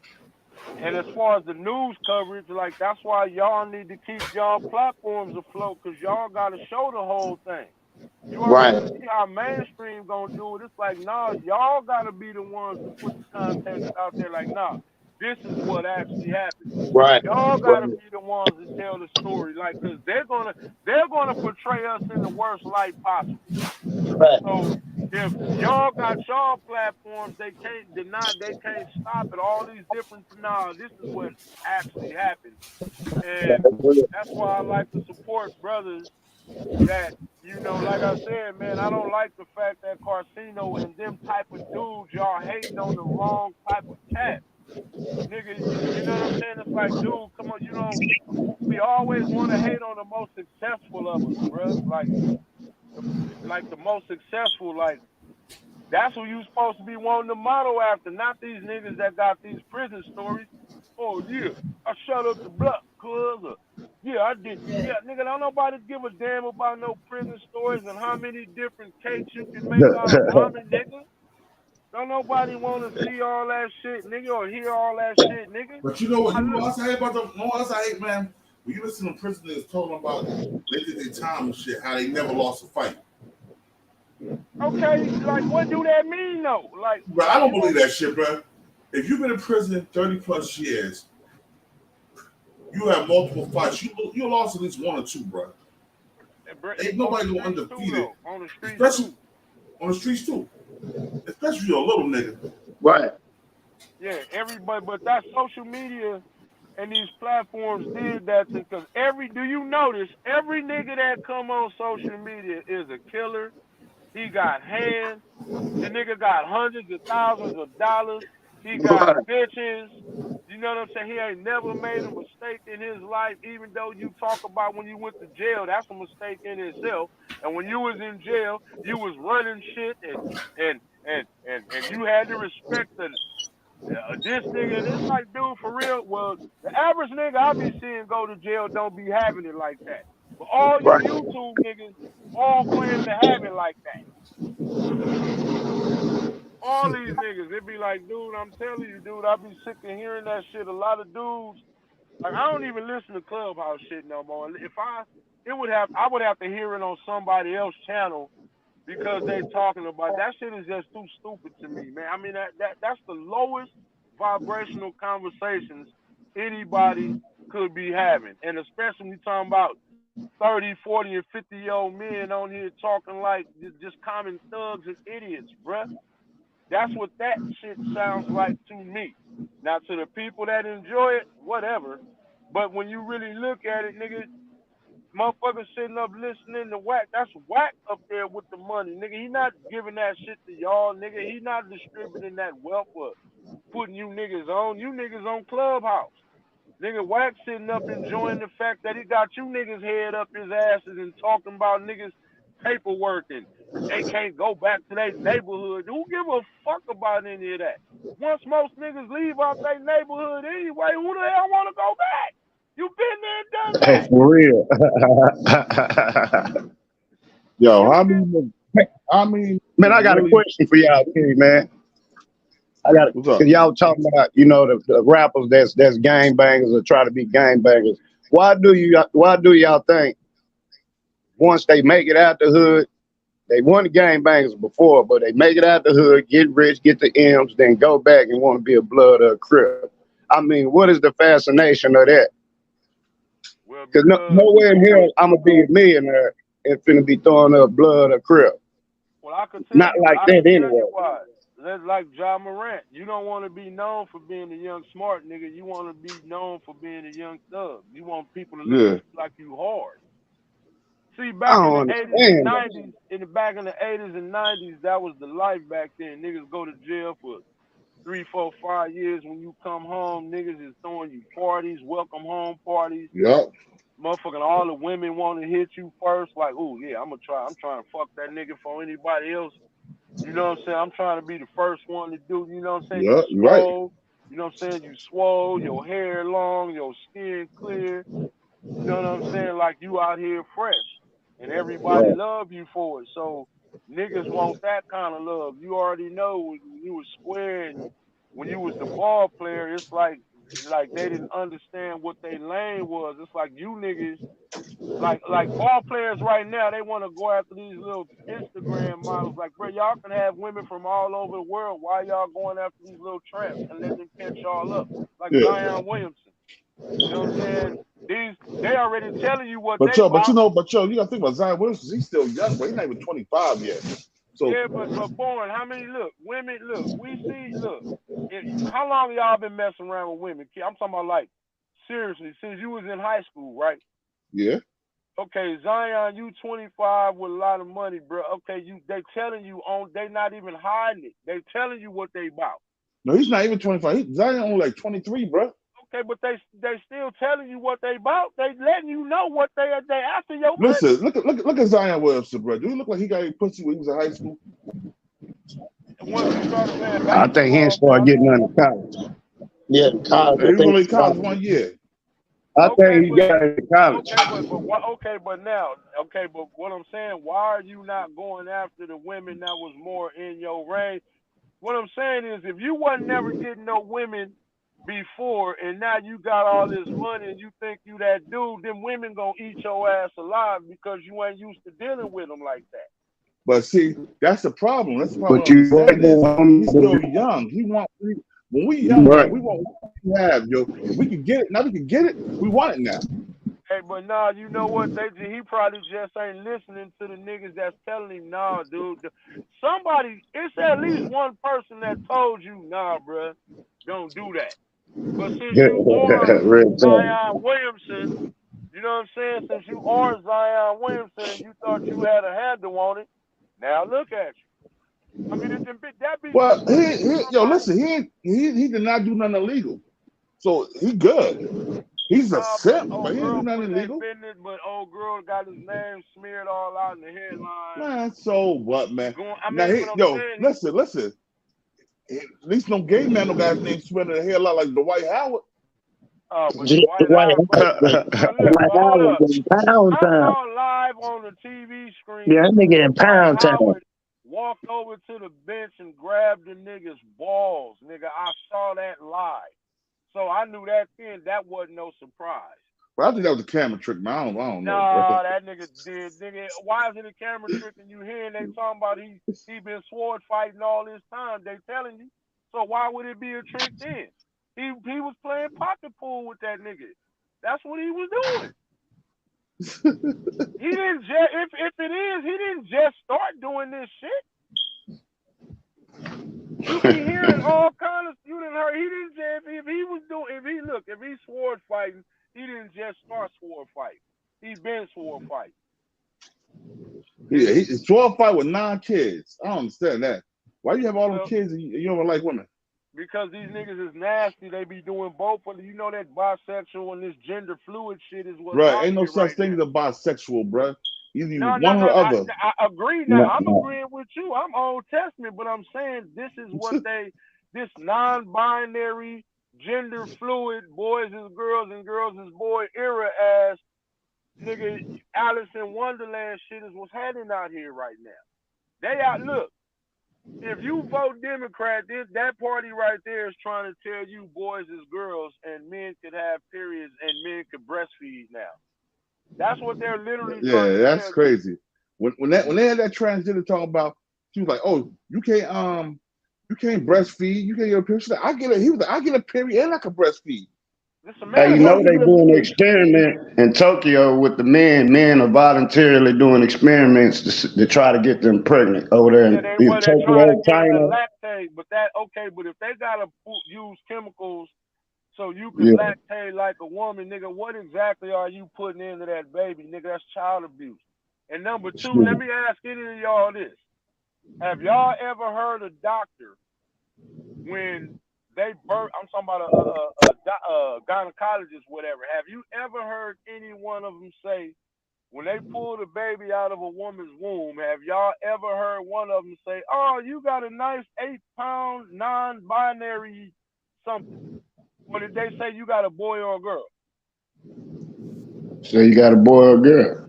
That's it. So where the hell we getting this non-binary? The doctor said this a boy. The doctor said, look, this nigga, what he say, nigga, if you want to know what a woman is, he said, nigga, yo mama. Nigga, yo mama was the woman that birthed you. Nigga, that's a woman. Then why are we even questioning this? Why is this even up for the, why do we as a people let the worst people on the face of this earth, the people that's writing these laws, they ain't nothing but pedos, child rapists, they're thieves, and we're letting them tell us that boys or girls and men could have periods. Well, I've been a man all 54 years of my life and ain't never had one. What the? And I don't know a man that has had one. So what the hell are we talking about here? That's a fact. My daddy has never had one. My granddaddy has never had one. What are we even talking? Dude, I never had one. Cross never had one. Hell no. But I'm gonna tell you Stone something. never had one, so Hell no. I don't know. Stone like white girls. He might have had one before. This nigga here, boy. I knew that would come. I'm gonna ask all the men and the women on here, if she's still on here, are y'all even gonna engage in a serious conversation on whether a man could have a baby in periods? Are you gonna actually sit there and engage in that? If you didn't learn that in elementary, if you didn't learn that in elementary school, this is a man, a boy, this is a boy, this is a girl, this is a man. Okay, well, nigga, you missed the boat somewhere along the way. We're not finna argue about that. Boys have dicks, girls don't. It's that simple. Well, what about a hermaphrodite? Okay, that's one in every 2 million I watch. Go ahead, I'm not going. That don't count.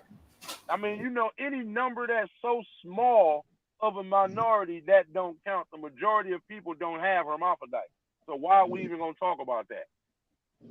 But they talking about it. That's the code. Yeah, the world coming to an end. But that's not It ain't. the world. It ain't the world coming to an end. It's these motherfucking people that's running it. Their reign is coming to an end. It ain't the world. The world ain't going nowhere. It's the people that's trying to destroy the world. The oceans didn't pollute itself. The air, look, they're trying to tell you that the earth is overpopulated and there's so many acres of unused land. How the hell they trying to tell you didn't create the earth? What the hell makes you think we overpopulated this land all over this earth? Yeah, because shit, in Texas by itself, bro, go out of town and leave outside the big city. All you see is land for miles, miles, and miles, and miles. When you see them chemtrails in the air, that ain't the earth doing that to itself. Right. The pollution in the air, that ain't the earth doing it. Nigga, the water's supposed to be blue, nigga, it's greenish brown. Shit, it's black in Texas. You can't even go fishing. The earth didn't take the damn seeds out the fruit. Man took the seeds out the fruit, so the fruit can't reproduce, so you can't feed yourself. Facts. Nigga, who dumping all them chemicals into the water? Who poisoning the soil, nigga?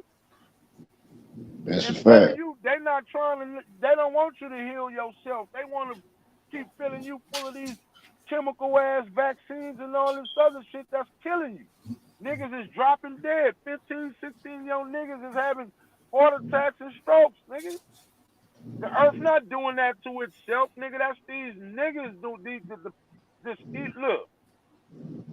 I ask people this all the time. People say your ancestors had died for you to have the right to vote. Okay, but did they die for you to have the right to vote for the descendants of the people that killed them? Man, You're voting literally for the descendants of the people who y'all say died for you to have the right to vote. Well, why are you voting for them? They the ones who put your ancestors in the grave. And niggas is out here fighting whether you Republican or Democrat. And they all was fucking slave owners. Hey, E, I'm gonna tell you, it just go back to that Willie Lynch shit. We love our abusers. They're just like with Joe Biden, bro. People forget back in the early 90s when y'all were coming up and doing your thing. He was the one that wrote the 3 strike law. He did him and Bill Clinton and all them, but we the most forgiving people. People don't know he did the eulogy at the Klansman funeral, but black people, we the Bruh. God, you so right. All facts. Yeah, we just forgiving him up, I don't know why that's not being known. Nah, we stupid, bro. A lot of it. Look, any other race of people, if they would have been done like we was, they would. Do you see the Jews out here praising Germans? Do you see the Jews out here voting for a German president? Nah, you're right, bro. I agree. Do you see Japanese people out here voting for the people who bombed them?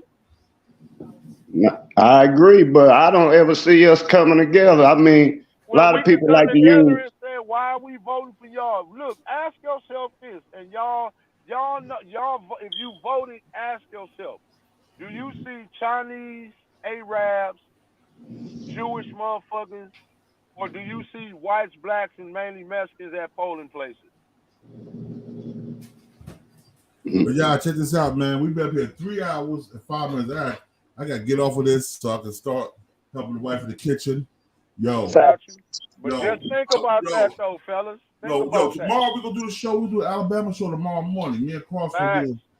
I'm going to do on my channel. Cross will do his channel. We're going to be on his channel, too. So we're going to be on both channels. Hey, well, salute to y'all. Salute to the panel, everybody, the chat. Compton salutes and respects everybody. Hey, hold up. And yo, stay at that white man prison. I told them, Brian, and do not mess with Brian Glaze Gibbs. He's a super rat. At all. Salute, fellas. Salute.